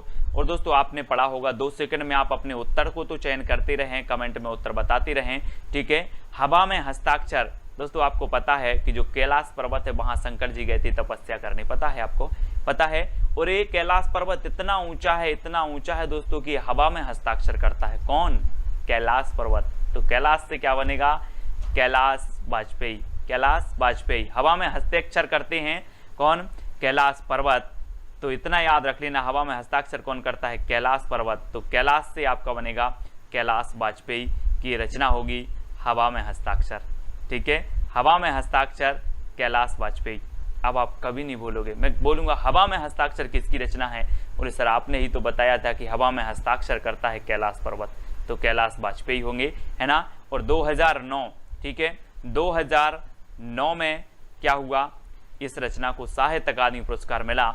और मैं बोलूंगा आपसे कि आप भी हवा में हस्ताक्षर करोगे क्या, तो आप बोलोगे नो, मुझे नहीं करना हवा में, मैं तो कागज में कर दूंगा, है ना। तो 9 से बनेगा आपका 9, 2009 में इसे साहित्य अकादमी पुरस्कार मिला हवा में हस्ताक्षर के लिए। तो इस प्रकार से याद रखना। अगला है दोस्तों मोहनदास के रचनाकार कौन है, जल्दी से बताना है। आपने सुना होगा, कई बार सुना होगा, मोहनदास जब भी बात आती है तो आपके अंदर आ जाता है मोहनदास करमचंद गांधी। आता है कि नहीं, सभी लोगों को आता है दोस्तों। जब मोहनदास करमचंद गांधी का उदय हुआ, 1869 में इनका जन्म हुआ, मतलब उदय हुआ, तो ये सारे भारत में क्या लेकर के आए, प्रकाश लेकर के आए। कौन, मोहनदास। तो मोहनदास रचना के रचनाकार कौन होंगे, उदय प्रकाश। कौन होंगे, उदय प्रकाश। बोले सर मोहन का जब उदय हुआ तो प्रकाश लेकर के आए, तो उदय प्रकाश। मोहनदास जो रचना होगी वो किसकी होगी, उदय प्रकाश की होगी। यानी जो डी नंबर है वो आपका बिल्कुल सही होगा। और दोस्तों 2010 है, इस मोहनदास रचना के लिए क्या मिला था, साहित्य अकादमी पुरस्कार मिला था। तो याद रख लेना है। और मोहनदास ने 10 देशों में मोहनदास की आज मूर्ति लगी होगी, लगी कि नहीं लगी, लगी है। 10 देश आज मानते हैं मोहनदास करमचंद गांधी जी को, है ना। तो मोहनदास की रचनाकार कौन है, उदय प्रकाश। इस प्रकार से याद रखेंगे। और 10 देशों में मूर्ति लगी है, तो 2010 में से क्या मिलेगा, साहित्य अकादमी पुरस्कार। इस प्रकार से जितनी भी साहित्य अकादमी पुरस्कार से पुरस्कृत रचनाएं हैं उनको हम लोग पढ़ते रहेंगे और दोस्तों रटते रहेंगे। अगला क्वेश्चन है, रेहन पर रगदू के रचनाकार कौन है, मनोहर श्याम जोशी, काशीनाथ सिंह, अमरकांत या फिर उदय प्रकाश। रेहन पर रगदू बताना है कौन है, तो जल्दी से आपको बताना है। रेहन पर रगदू बहुत ही बढ़िया रचना है और ये है दोस्तों काशीनाथ सिंह की। किसकी है, काशीनाथ सिंह की रचना है रेहन पर रगदू, याद रखेंगे। और 2011 में दोस्तों क्या मिला, क्या मिला, इसे साहित्य अकादमी पुरस्कार मिला है। तो याद रख लेना। कैसे याद रखोगे कि जो है काशी बनारस में क्या है, यहाँ पर रेहन पर रगदू छिड़क दी जाती है ना। और 2011 में से मिल गया था। इस प्रकार से आप याद कर लेना, रेहन पर रगदू काशी में रेहन पर रगदू, ठीक है, काशीनाथ सिंह। अगला है पत्थर फेंक रहा हूं की रचनाकार कौन है। पत्थर फेंक रहा हूं, कहां फेंक रहे हो, चंद्र के तले। चंद्र के ताले तोड़ना है, काय के ताले तोड़ना है, चांद के ताले तोड़ना है, इसलिए पत्थर फेंक रहा हूं, क्योंकि हमारा मंगल मिशन नहीं पहुंच पाया था, है ना। इसलिए चांद के क्या करना है, ताले तोड़ रहा हूं। पत्थर फेंक रहा हूं किस लिए, चांद के ताले तोड़ने के लिए, क्योंकि हमारा मंगल मिशन पहुंच नहीं पाया था, ताला डले होंगे शायद, है ना। तो पत्थर फेंक रहा हूं चांद के, यानी कि चंद्रकांत देव ताले, तो ताले चांद के ताले तोड़ने के लिए, है ना। क्या फेंक रहा हूं, पत्थर फेंक रहा हूं। अब आप कभी पत्थर फेंकोगे, बोले क्यों फेंक रहे हो, बोले सर चांद के ताले तोड़ने के लिए, हमारा मंगल मिशन नहीं पहुंच पाया था, है ना। तो चांद के ताले याद रख लेना। और 2012 में दोस्तों 12 में क्या हुआ, इसे साहित्य अकादमी पुरस्कार मिला 12 में, ठीक है। और 12 पत्थर इन्होंने फेंके थे, बोले हम 12 पत्थर फेंकेंगे और चांद का ताला टूट जाएगा, ठीक है। तो 2012 में। मिलजुल मन की रचनाकार कौन है दोस्तों? 4 विकल्प हैं, बहुत ही बढ़िया ट्रिक है दोस्तों।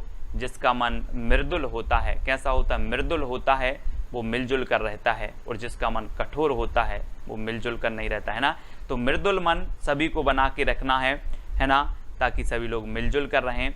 मिलजुल मन, अब कभी पूछा जाएगा आपसे कि मिलजुल मन जो रचना है वो किसकी है, तो आप बिल्कुल सही बताओगे, मृदुला गर्ग। बोले सर आपने तो बताया था कि मन को मृदुल रखो ताकि सभी लोग कैसे रहें, मिलजुल कर रहें।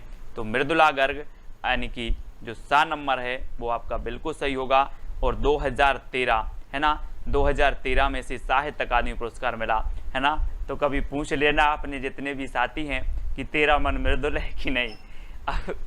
अपने जितने भी साथी हैं, ग्रुप के साथी हैं, जो भी वीडियो हैं, एक दूसरे से पूछ लेना तेरा मन मृदुल है कि नहीं। सर ने तो बोला था कि मृदुल मन करके रखो है ना, सभी मिलजुल के रहना है। तो तेरा मन मृदुल है कि नहीं, तेरा मन मृदुल है कि नहीं। तो 2013 में इसे क्या मिल गया? साहित्य अकादमी पुरस्कार मिल गया, ठीक है। तो याद रख लेना है, मन को कैसा रखना है? मृदुल, और मिलजुल कर रहना है, ठीक है। और तेरा मन मृदुल है कि नहीं, इस प्रकार से। अगला है विनायक की रचनाकार कौन है दोस्तों? आपको पता है विनायक किसे बोला जाता है? विनायक बोला जाता है दोस्तों गणेश जी को, है ना। आप देखते हैं गणेश जी की पूजन करते हैं और इन्हें विनायक बोला जाता है, ठीक है। और 2 सेकंड में आप अपना उत्तर तो बताते ही जाएंगे। और दोस्तों रमेश चंद्र जो साय हैं, रमेश चंद्र साय, ये विनायक की बहुत पूजन करते हैं। कौन? रमेश चंद्र साय। सभी लोग किया करो, लेकिन ये रमेश चंद्र साय हैं, रमेश चंद्र, ये बहुत पूजन करते हैं किसकी? विनायक की। तो विनायक के रचनाकार कौन होंगे? रमेश चंद्र साय होंगे। और 2014 में क्या मिलेगा? साहित्य अकादमी पुरस्कार मिलेगा, ठीक है। कब? 2014 में विनायक के लिए साहित्य अकादमी पुरस्कार मिला। और ये रचना किसकी है? रमेश चंद्र साय की है, ठीक है। आग की हंसी के रचनाकार कौन है दोस्तों? आग की हंसी, 4 विकल्प हैं, मनोहर श्याम जोशी, रामदरस मिश्र, मृदुला गर्ग या फिर उदय प्रकाश। दोस्तों बहुत ही बढ़िया ट्रिक है कि जब सीता जी की जो अग्नि परीक्षा हुई थी, अग्नि परीक्षा हुई तो आग की हंसी भी चाहती थी कि मुझे राम के दरस मिल जाएं। आग की हंसी क्या चाहती थी? कि मुझे राम के दरस मिल जाएं। और आग की हंसी के जो रचनाकार होंगे वो कौन होंगे? रामदरस मिश्र। अब आप कभी नहीं भूलोगे, है ना। बोले सीता जी की रचना, सीता जी की जब अग्नि परीक्षा हुई तो आग की हंसी भी चाह रही थी कि मुझे क्या मिल जाएं? राम के दरस मिल जाएं। यानी कि आपका जो विकल्प नंबर बी है, रामदरस मिश्र, बी नंबर आपका बिल्कुल सही हो जाएगा, बी नंबर, ठीक है। और 2015 में दोस्तों, 2015 में क्या मिला, है ना, क्या मिला? इसे साहित्य अकादमी पुरस्कार मिला, ठीक है, 15, है ना। तो याद रख लेना है आपको, पानी डरा यानी 15, है ना। आग अगर जले तो पानी डरा दे, 15 दे, है ना, पानी डरा दे, इस प्रकार से। तो 15 आपको याद रखना, आग की हंसी, रामदरस मिश्र। अगला है दोस्तों पारिजात उपन्यास की रचनाकार कौन है? पारिजात, है ना दोस्तों। पारी ऐसी खेलना है कि जिसका ना सिरा हो, ना सिरा हो ना कुछ भी हो, पारी ऐसी खेलना है ना। जिंदगी की पारी भी अपन को ऐसा खेलना है कि ना सिरा हो, लोग याद करते करते थक जाएं कि उसने कितना अच्छा किया था। तो कोई सिरा नहीं होना चाहिए, ना सिरा, ठीक है। लोग अपने लिए जीते हैं, लेकिन अपन को ऐसा करना है कि लोग याद करते करते थक जाएं, लेकिन ना सिरा ना हो, ऐसी पारी खेलना है जिंदगी की, ठीक है। तो पारिजात से होगा पारी, और पारी खेलना है जिसका ना सिरा हो। तो ना सिरा शर्मा, ना सिरा शर्मा, है ना सिरा हो ना अंत हो, ठीक है। तो ना सिरा शर्मा की रचना है पारिजात, उपन्यास है ये, बहुत ही बढ़िया है। और 2016 में दोस्तों क्या है, 2016 में इसे साहित्य अकादमी पुरस्कार मिला। और दोस्तों कई लोग तो 16 साल की उम्र में ही ऐसी पारी खेल देते हैं, ऐसी पारी खेल देते हैं कि उनकी ज़िंदगी का कोई सिरा नहीं रहता, है ना। तो ना सिरा, तो 16 साल की उम्र में, तो पारिजात याद रख लेना। बोले पारी खेलना है, 16 साल की उम्र में भी पारी खेलना है जिसका ना सिरा हो, इस प्रकार से याद रखेंगे, ठीक है। विश्व मिथक सरित सागर की रचनाकार कौन है? दोस्तों बहुत ही बढ़िया ट्रिक है, आपको कैसे याद रखना, विश्व मिथक सरित सागर, विश्व में बहुत सारी सरिता हैं और सरिता कहाँ मिलती हैं, सागर में, यानी कि सरित सागर, सरित सागर। और दोस्तों आपको पता है कि जो सरिता हो या फिर सागर हो, ये में कई कुंटल मेघ गिरते हैं, काय में, सरिता और सागर में। तो सरित सागर में कई कुंटल मेघ गिरते हैं, तो कुंतल मेघ, रमेश कुंतल मेघ इसके रचनाकार होंगे, क्योंकि सरिता और सागर में कई कुंटल मेघ गिरता है ना। तो याद रख लेना, मेघ गिरता है, मेघ से क्या होती है, बरसात होती है ना, तो मेघ से बरसात होती है, पानी गिरता है, तो याद रख लेना कई कुंतल गिरता है, काय में, सरिता और सागर में। तो विश्व में तक सरित सागर, अब सरित से सरिता और सागर में। तो इतना ही आपको जब भी प्रश्न ये आएगा और आपको याद आ जाएगा सरिता और सागर, इसमें तो कई कुंतल मेघ गिरता है, तो कुंतल मेघ, ठीक है।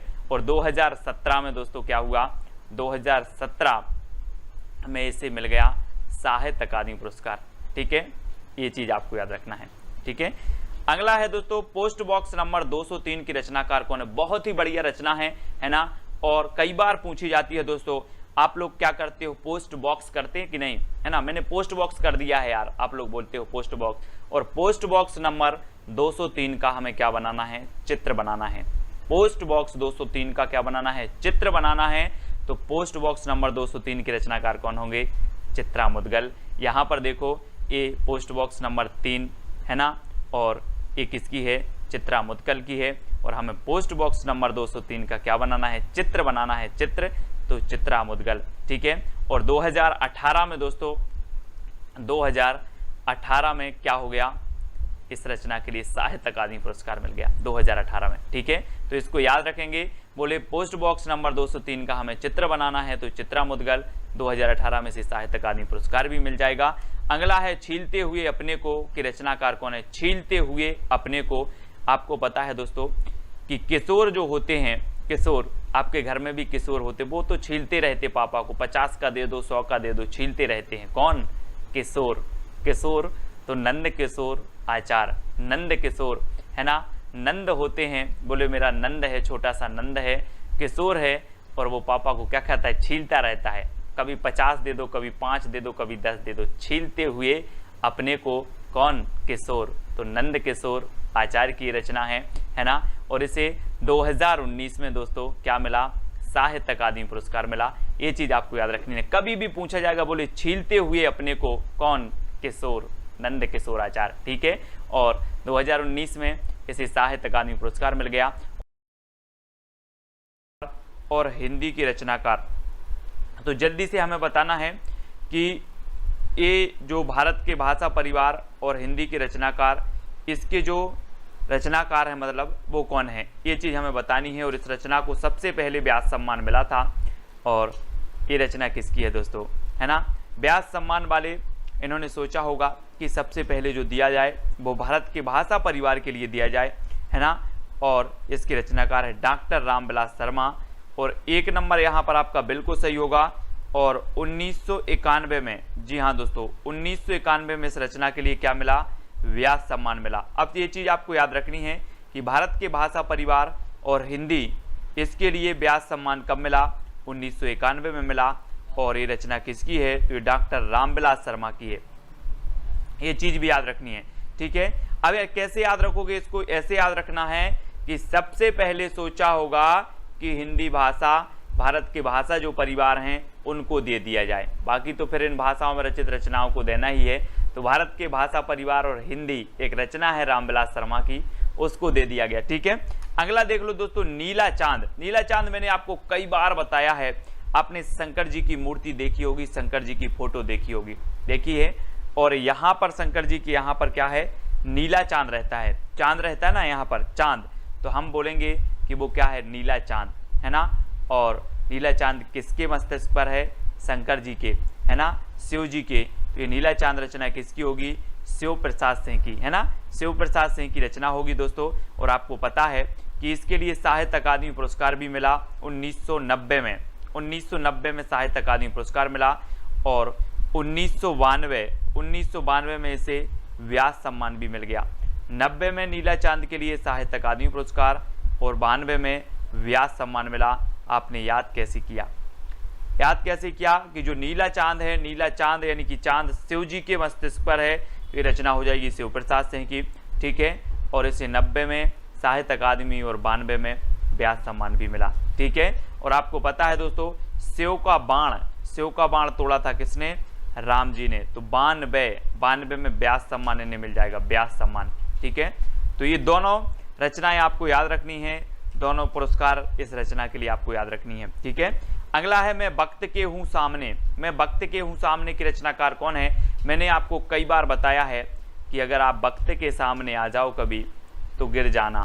मैं वक्त के हूँ सामने, बोले वक्त के क्यों सामने हो, गिर जा, है ना। वक्त के क्यों सामने हो, गिर जा। तो मैं वक्त के हूँ सामने रचना किसकी है? गिरजा कुमार माथुर की, ठीक है। C number. और इसे साहित्य अकादमी पुरस्कार मिला 1991 में दोस्तों, और व्यास सम्मान मिल गया 1993 में। देखो बहुत सारी, ये तो बहुत ही महत्वपूर्ण रचनाएं हो जाती हैं जिन्हें 2-2 सम्मान मिल गए, है ना। मतलब बहुत ही इंपॉर्टेंट रचनाएं हैं जिन्हें साहित्य अकादमी भी मिल गया 1991 में, और 92 में, 93 में इसको क्या मिल गया? व्यास सम्मान भी मिल गया। तो मैं वक्त के हूँ सामने गिरजा कुमार माथुर, 91 में साहित्य अकादमी, 93 में व्यास सम्मान, ठीक है। ऐसे याद रखेंगे। अगला है सपना अभी भी की रचनाकार कौन है दोस्तों? सपना अभी भी है कि मैं धर्म की शरण में जाऊं। काय की शरण में जाना है? सभी का सपना रहता है, क्या रहता है? कि मैं धर्म की शरण में जाऊं। आपका भी सपना होगा, है ना, कि नहीं है? सभी का सपना है कि धर्म की शरण में जाऊं और मैं धर्मवीर बनूं। क्या बनूं? धर्मवीर बनूं, ठीक है। और सभी का सपना है कि मैं धर्मवीर बनूं, यानी जो डी नंबर है वो बिल्कुल सही हो जाएगा, ठीक है, डी नंबर। अब कभी नहीं भूलेंगे आप। मैं बोलूँगा सपना अभी भी है, बोले सर हाँ सपना अभी भी है धर्मवीर बनने का। क्या? धर्मवीर बनने का। तो धर्मवीर भारती, और इसके लिए 1994 में दोस्तों, 1994 में क्या मिल गया? 1994 में इसे मिल गया दोस्तों, क्या मिल गया? व्यास सम्मान मिल गया। कैसे? सपना अभी भी है। तो याद रख लेना, है ना, सभी लोग याद रखें। चोर का भी सपना हो जाता है, चोर से 94, है ना। कहीं पहले तो आप चोर थे, सपना अभी भी है आपका धर्म करने का, धर्मवीर बनने का। तो 94 चोर से 94 में इसे व्यास सम्मान मिला, और सपना अभी भी है धर्मवीर भारती, ठीक है। आत्मजयी की रचनाकार कौन है दोस्तों? हमने एक रचना पढ़ी थी, कोई दूसरा नहीं, कुंवर चाहिए, कोई दूसरा नहीं, कुंवर चाहिए। अब इसको कर लो कि कोई दूसरा नहीं, आत्मजयी कुंवर चाहिए। कैसा चाहिए? आत्मजयी कुंवर चाहिए, कोई दूसरा नहीं चाहिए, यानी कि कुंवर नारायण, ठीक है। आ नंबर आपका बिल्कुल सही होगा। आत्मजयी कुंवर चाहिए तो कुंवर नारायण, कोई दूसरा नहीं, यानी कि 1995 में इसे साहित्य अकादमी पुरस्कार मिला, कोई दूसरा नहीं। ये रचना भी किसकी है? कुंवर नारायण की है। और आत्मजयी ये रचना भी किसकी है? कुंवर नारायण की है। और 1995 में इसे ये व्यास सम्मान मिला दोस्तों, है ना। 2 रचनाएं इनकी है, बहुत ही बढ़िया रचनाएं हैं। कोई दूसरा नहीं, कुंवर चाहिए, 1995 साल का कुंवर चाहिए, ठीक है, याद रखेंगे। और 95 में ही दोस्तों इनकी आत्मजयी को मिला व्यास सम्मान, और 95 में ही कोई दूसरा नहीं इस रचना के लिए साहित्य अकादमी पुरस्कार मिला, ठीक है। तो ये चीज भी आपको याद रखनी है, सभी लोग याद रखेंगे, है ना, सभी लोगों को याद रखना है। और अगला देख लेते हैं यहाँ पर हिंदी साहित्य और संवेदना का विकास की रचनाकार कौन है? हिंदी साहित्य और संवेदना, 4 विकल्प हैं दोस्तों। एक चीज बताना कि मैं जिसके बारे में जानता हूं उसके प्रति संवेदना प्रकट करता हूं, है ना। मैं जिसका स्वरूप जानता हूं उसके बारे में संवेदना प्रकट करता हूं। मैं जिसका स्वरूप ही नहीं जानता तो क्या संवेदना प्रकट करना? तो स्वरूप जानता हूं, है ना, उसके बारे में क्या करते हैं? संवेदना प्रकट करते हैं। तो डॉक्टर रामस्वरूप चतुर्वेदी की रचना हो जाएगी। बोले सर मैं संवेदना प्रकट न करने गया था क्योंकि मुझे उसका स्वरूप पता था कि वो बहुत अच्छा है। हिंदी साहित्य और संवेदना का विकास ये रामस्वरूप चतुर्वेदी का है, ठीक है। हम हिंदी साहित्य का विकास जानते हैं, हिंदी साहित्य के बारे में जानते हैं, हिंदी साहित्य के बारे में संवेदना प्रकट करेंगे क्योंकि हमें इसका स्वरूप पता है, स्वरूप, ठीक है। और इस रचना के लिए दोस्तों 1996 में व्यास सम्मान मिल गया। किसे? हिंदी साहित्य और संवेदना के विकास के लिए। तो ये चीज आपको याद रखनी है। और दोस्तों उत्तर कबीर तथा अन्य कविताएं के रचनाकार कौन है? उत्तर कबीर तथा अन्य कविताएं, कुंवर नारायण, डॉक्टर रामस्वरूप चतुर्वेदी, डॉक्टर केदारनाथ सिंह या फिर गोविंद मिश्र। तो उत्तर कबीर तथा अन्य कविताएं के जो रचनाकार हैं वो हैं दोस्तों 1997 में से व्यास सम्मान मिला और वो केदारनाथ से हैं। तो इसको याद रख लेना है ना। उत्तर कबीर तथा अन्य कविताएं, है ना, उत्तर कबीर तथा अन्य कविताएं। कैसे याद रखोगे? कबीर की बात आई है दोस्तों यहाँ पर, तो केदारनाथ में जब बाढ़ आई तो कबीर भी क्या गए? देखने गए। इस प्रकार से रख लेंगे, कबीर भी देखने गए थे। तो उत्तर कबीर तथा अन्य कविताएं रचना केदारनाथ से की है 1997 में। क्या मिल गया इसे? व्यास सम्मान मिल गया, व्यास। ठीक है, अगला देखते हैं दोस्तों, 5 आंगनों वाला घर। 5 आंगनों वाला घर की रचनाकार बताना है। आपको पता होगा दोस्तों कि आपने पढ़ी होगी, सूरदास ने लिखी है कि घुटरू बन खेलत, कृष्ण जी के बारे में लिखा है ना, घुटरू बन खेलत, आंगन में घुटरू बन खेलत, इस प्रकार से एक पंक्ति उन्होंने लिखी है। तो आंगन में कौन खेलते थे? आंगन में खेलते थे दोस्तों कृष्ण जी, उनका नाम ही गोविंद है ना। तो 5 आंगनों वाले घर में खेलते थे कौन? गोविंद। तो गोविंद मिश्र। इसके रचनाकार कौन होंगे? गोविंद मिश्र। मैं कभी भी आपसे पूछूंगा 5 आंगनों वाला घर, बोले सर 5 आंगनों वाले घर में तो गोविंद खेलते थे, है ना, गोविंद खेलते थे, यानी गोविंद मिश्र। और इसे 1998 में दोस्तों क्या मिल गया? व्यास सम्मान मिल गया। 98, ठीक है, 98 में क्या मिल गया? व्यास सम्मान। विश्रामपुर का संत, जी हाँ दोस्तों। अब एक चीज बताना कि जब माँ का लाल थक जाता है, जब माँ का लाल थक जाता है तो माँ बोलती है विश्राम कर ले। क्या बोलती है? विश्राम कर ले। तो विश्रामपुर का संत कौन होगा? कोई लाल ही होगा दोस्तों, लाल होगा, यानी कि श्रीलाल शुक्ल की रचना है विश्रामपुर का संत। कई बार पूछी गई है। राग दरबारी भी आपको रचनापति पता होगी दोस्तों, श्रीलाल शुक्ल जी की, है ना। और श्रीलाल शुक्ल की एक रचना है, कई बार पूछी गई, विश्रामपुर का संत, है ना। माँ किससे बोलेगी? लाल से बोलेगी कि विश्राम कर ले। तो लाल से श्रीलाल शुक्ल, ऐसे याद रखेंगे। और दोस्तों 1999 में इसे व्यास सम्मान मिला, है ना, व्यास सम्मान मिला। ये चीज भी आपको याद रखनी है। और लाल विश्राम नहीं करता, बोले 99 का फेर है, मैं विश्राम नहीं करूंगा। क्या नहीं करूंगा? विश्राम। तो 99 का फेर है, याद रख लेना। और विश्रामपुर का संत श्रीलाल शुक्ल की रचना हो जाएगी, व्यास सम्मान 1999। पहला गिरमिटिया के रचनाकार कौन है? पहला गिरमिटिया, जी हाँ दोस्तों। अब दोस्तों याद रख लेना, 2 सेकंड में आप अपने उत्तर को तो बताना। यहां पर दिया है गिर, तो उत्तर में भी क्या आना चाहिए? गिर, है ना। तो ये देखो, गिरिराज किशोर, गिरमिटिया, पहला गिरमिटिया गिरिराज किशोर, है ना। तो ये तो उत्तर में आपको गिरिराज किशोर समझ में आ गया। और 2000 में जो है क्या है, ये रचना को व्यास सम्मान मिला था, पहला गिरमिटिया, है ना। बोले पहला गिरमिटिया मैंने 2000 रुपये में खरीद लिया, क्योंकि वो क्या हो गया था? गिर गया था। तो गिरिराज किशोर, है ना, पहला गिरमिटिया गिर गया था जो मैंने 2000 रुपये में खरीदा था। इस प्रकार से तो गिरिराज किशोर इसके रचनाकार होंगे, 2000 में से व्यास सम्मान मिल जाएगा। ठीक है, अगला है दोस्तों आपका आलोचना का पक्ष के रचनाकार कौन है? आलोचना का पक्ष, इसके रचनाकार बताना है। कैलाश वाजपेयी, डॉक्टर रमेश चंद्र शाह, चित्रा मुदगल या फिर गिरिराज किशोर। तो आलोचना का पक्ष को आपका बिल्कुल सही आंसर होगा रमेश चंद्र शाह है। जी हाँ दोस्तों, डॉक्टर रमेश चंद्र शाह इसके रचनाकार हैं। बहुत ही बढ़िया रचना है ना। और इसे 2001 में क्या मिला? 2001 में इसे दोस्तों व्यास सम्मान मिल गया, आलोचना का पक्ष। ठीक है, रमेश चंद्र शाह, ऐसे भी आपको याद रखना, शाह। ठीक है, रमेश चंद्र शाह, है ना, याद रखेंगे। अगला है दोस्तों पृथ्वी का कृष्ण पक्ष की रचनाकार कौन है? पृथ्वी का कृष्ण पक्ष।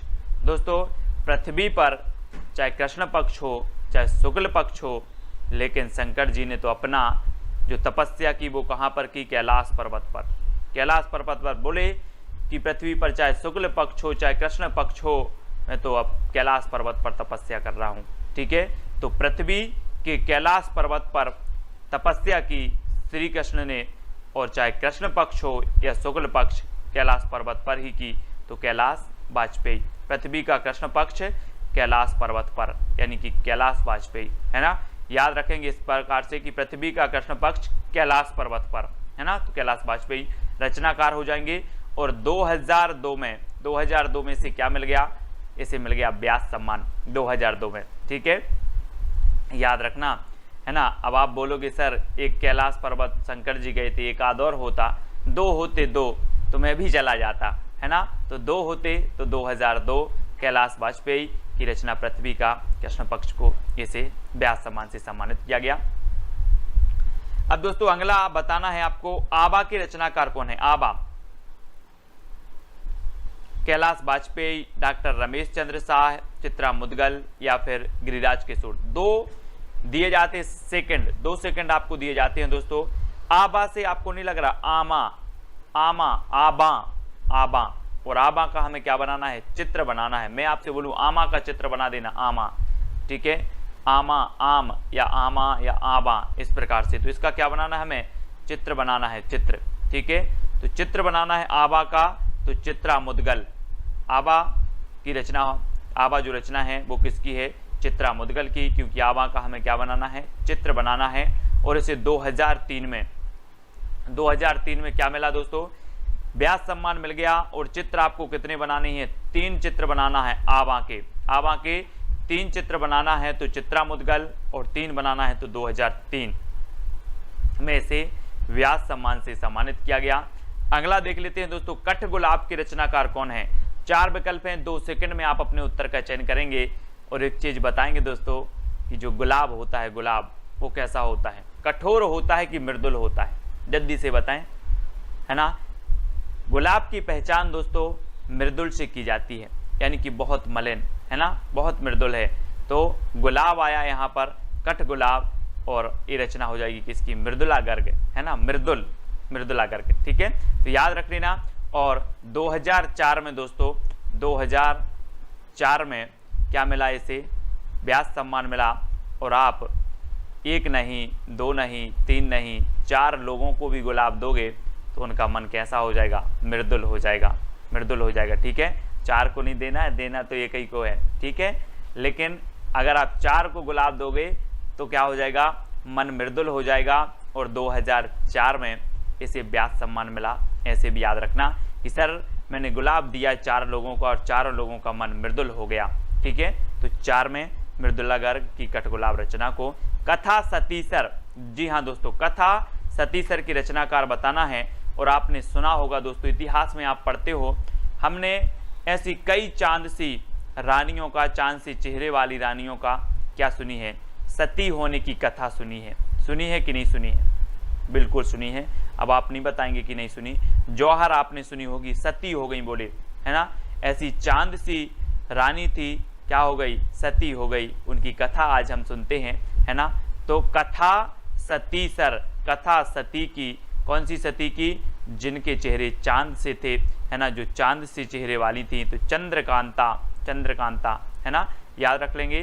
कथा सतीसर की रचनाकार कौन होंगे, चंद्रकांता, है ना। सती बात आई, सती, तो अब सती भूल जाना, कैसी सती थी, चांद सी सती थी, चांद से चंद्र और कांता, ठीक है, इस प्रकार से याद रखेंगे। और 2005 में इसे मिल गया व्यास सम्मान, 2005 में, ठीक है, 5 में याद रखना। कविता का अर्थात के रचनाकार कौन है। कविता का अर्थात दोस्तों, एक चीज बताना, आप कविता पढ़ते हो, अगर कविता का अर्थ आपको पता चल जाए तो क्या होता है, कविता का अर्थ अगर पता चल जाए तो आनंद आ जाता है। कविता पढ़ने में तभी आनंद है जब कविता का अर्थ पता हो, ठीक है। तो कविता का अर्थ पता चल जाए तो क्या आ जाता है, परम आनंद आ जाता है। तो परमानंद श्रीवास्तव, परमानंद श्रीवास्तव बोले सर बहुत बढ़िया ट्रिक बताई आपने कि कविता का अर्थ पता चल जाए तो परम आनंद आ जाता है, तो परमानंद श्रीवास्तव। और इसे 2006 में, जी हाँ दोस्तों, 2006 में इसे क्या मिला, व्यास सम्मान मिला, ठीक है। तो ये याद रख लेना है और आपको पता करना है कि कविता का अर्थ परमानंद, ठीक है। अगला है समय सरगम की रचनाकार कौन है दोस्तों। समय को क्या बनाना है, हमें सरगम बनाना है दोस्तों। समय एक सा नहीं होता, समय को सरगम बनाना है। कैसे बनेगा?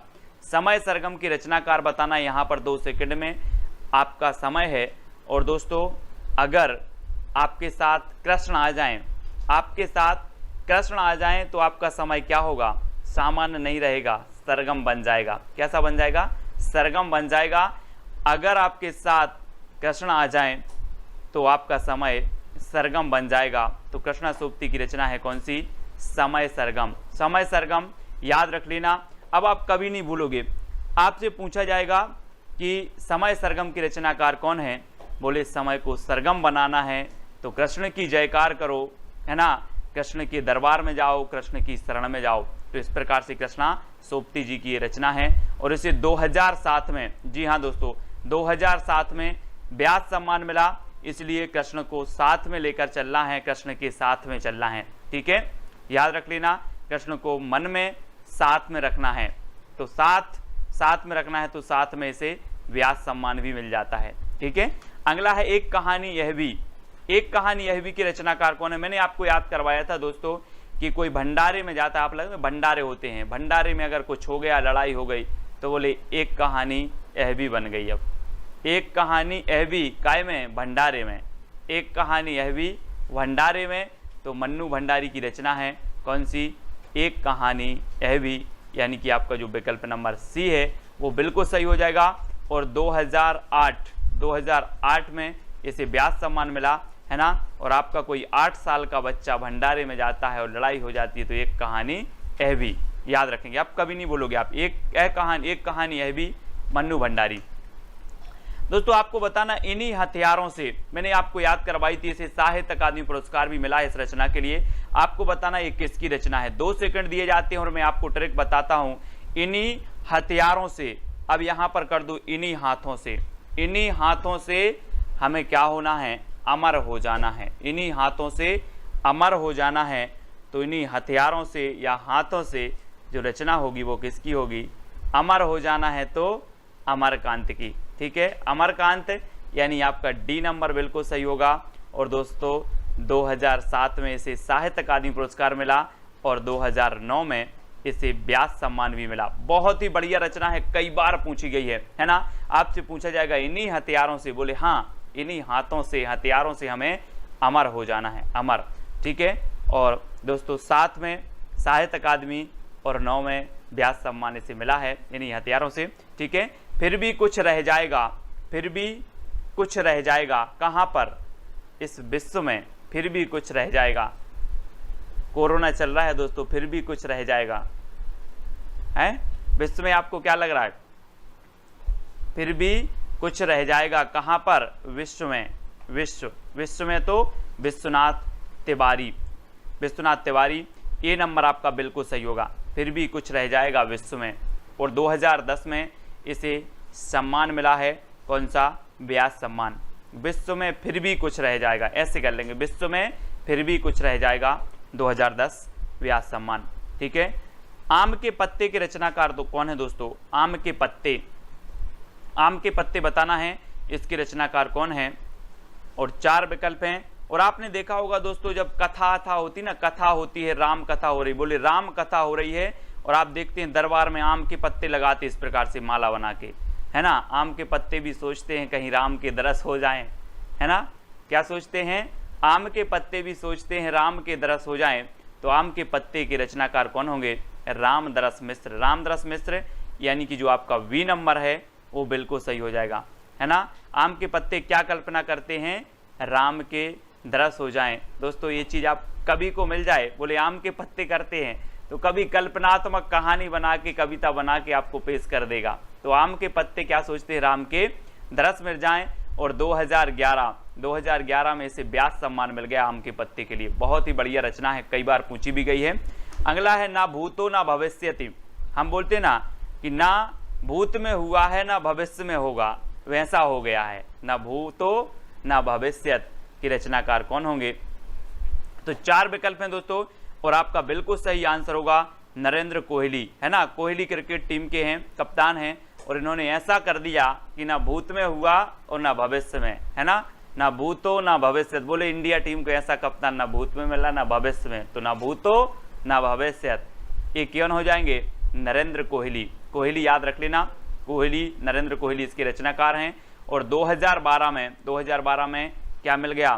साहित्य इन्हें व्यास सम्मान मिल गया, ना भूतो ना भविष्यत, 2012 नरेंद्र कोहली। ठीक है, इस प्रकार से। और दोस्तों आपको बताना भी है कि सर ये वाली ट्रिक अच्छी लगी। लास्ट में मैं आपको एक चैलेंज प्रश्न देता हूं, उसके साथ ही आपको ट्रिक भी बतानी होती है कि कौन सी ट्रिक आपको सबसे अच्छी, सबसे फनी लगी। ठीक है, व्योमकेश दरवेश के रचनाकार कौन है? दोस्तों हिंदी साहित्य वाले स्टूडेंट हैं तो पर्यायवाची शब्द सभी को आते हैं लगभग। अब यहां पर देखो कि व्योम, व्योम मतलब क्या होता है? आकाश। व्योम मतलब होता है आकाश।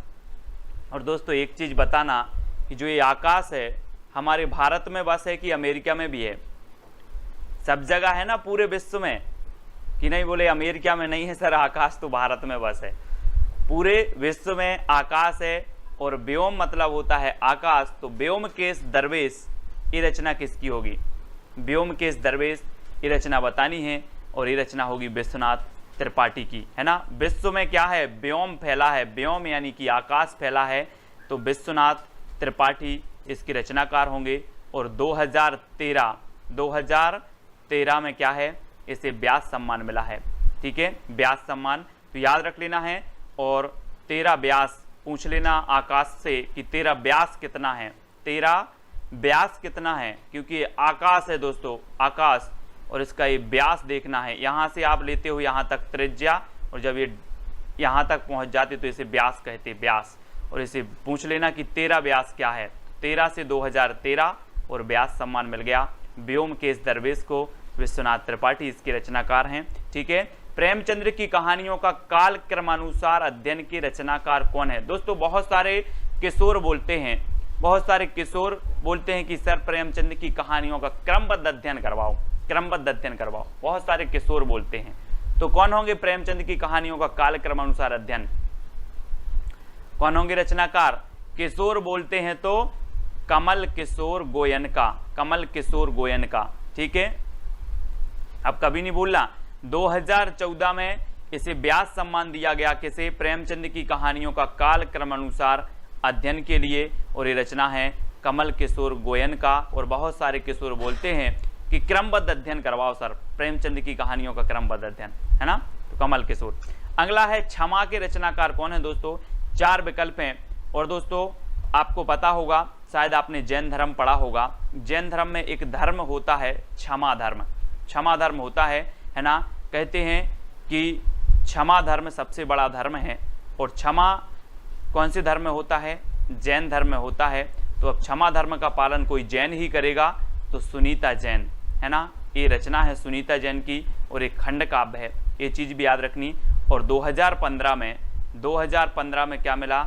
इसे ज्ञान व्यास सम्मान मिल गया। तो आप कभी नहीं भूलना, मैंने बोला क्षमा, तो आप देख लेना कि क्षमा तो जैन धर्म का एक धर्म है ना, तो याद रख लेना। और जैन का है तो सुनीता जैन की ये रचना है, एक खंड काव्य है, 2015 में जिसे व्यास सम्मान मिला। ठीक है, अगला है काटना समी का वृक्ष पद्म पंखुड़ी की धार से, काटना समी का वृक्ष पद्म पंखुड़ी की धार से, इसके रचनाकार कौन है दोस्तों?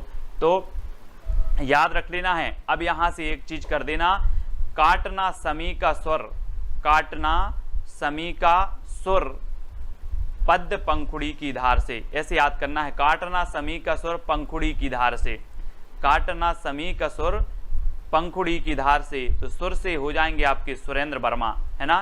काटना समी का सुर पंखुड़ी की धार से, तो सुर से क्या हो जाएगा? सुरेंद्र वर्मा की रचना है। और इसे 2016 में कौन सा सम्मान मिला? व्यास सम्मान मिला। ठीक है, याद रख लेना। कैसे याद रख लोगे? काटना समी का सुर पंखुड़ी की धार से, समी, समी का सुर, सुर से सुरेंद्र वर्मा। ठीक है, अगला देखते हैं दोस्तों, दुखम सुखम की रचनाकार कौन है? दुखम सुखम की रचनाकार बताना है। और 4 विकल्प हैं, बहुत ही बढ़िया रचना है, कई बार पूछी गई है। और दोस्तों इसका सही उत्तर क्या हो जाएगा आपको कमेंट में लिखना है। और मैं एक बहुत अच्छी चीज़ आपको बता रहा हूँ कि जिसको माँ की ममता मिल जाए, जिसको माँ की ममता मिल जाए, उसके सारे दुखम सुखम में बदल जाते हैं। क्या हो जाते हैं? जिसको माँ की ममता मिल जाए उसके दुखम सुखम में बदल जाते हैं। अब याद रख लेना, अब आप कभी नहीं भूलोगे, है ना। बोले माँ की ममता अगर मिल जाए तो दुखम सुखम में बदल जाते हैं, सुखम में। तो याद रख लेना, ममता कालिया, ममता कालिया इसके रचनाकार हैं, यानी आ नंबर आपका बिल्कुल सही हो जाएगा। और 2017 में जो है इसे मिला दोस्तों व्यास सम्मान। कब मिला? 2017 में, ठीक है। तो याद रख लेना, किसी किसी को दोस्तों बोले बचपन से बिछड़ गए और 17 साल के हुए तब माँ की ममता मिली, है ना। 17 साल के हुए तो 2017 में व्यास सम्मान मिला। और ये तो बहुत बढ़िया ट्रिक है ना, कि माँ की ममता मिल जाए तो सारे दुखम सुखम में बदल जाते। तो दुखम सुखम रचना ममता कालिया, ठीक है। जितने लोग उतने प्रेम की रचनाकार कौन है दोस्तों? जितने लोग उतने प्रेम करते हैं, है ना। ऐसे याद कर लो, है ना। कैसे याद करोगे? जितने लोग उतने प्रेम करते हैं। और कैसे करते हैं? जुगाड़ से करते हैं। कैसे करते हैं? जुगाड़ से। तो लीलाधर जगूड़ी, लीलाधर जगूड़ी याद रख लेना, जितने लोग उतने लोग प्रेम करते हैं। कैसे? जुगाड़ से। तो लीलाधर जगूड़ी, ठीक है। बी नंबर आपका बिल्कुल सही हो जाएगा, बी नंबर लीलाधर जगूड़ी आपका सही है। अब कभी भी पूछा जाएगा आपसे कि जितने लोग उतने प्रेम, जितने लोग उतने प्रेम करते हैं जुगाड़ से, यानी कि बी नंबर आपका सही होगा। और 2018 में इसे क्या मिला? व्यास सम्मान मिल गया, ठीक है, व्यास सम्मान मिल गया।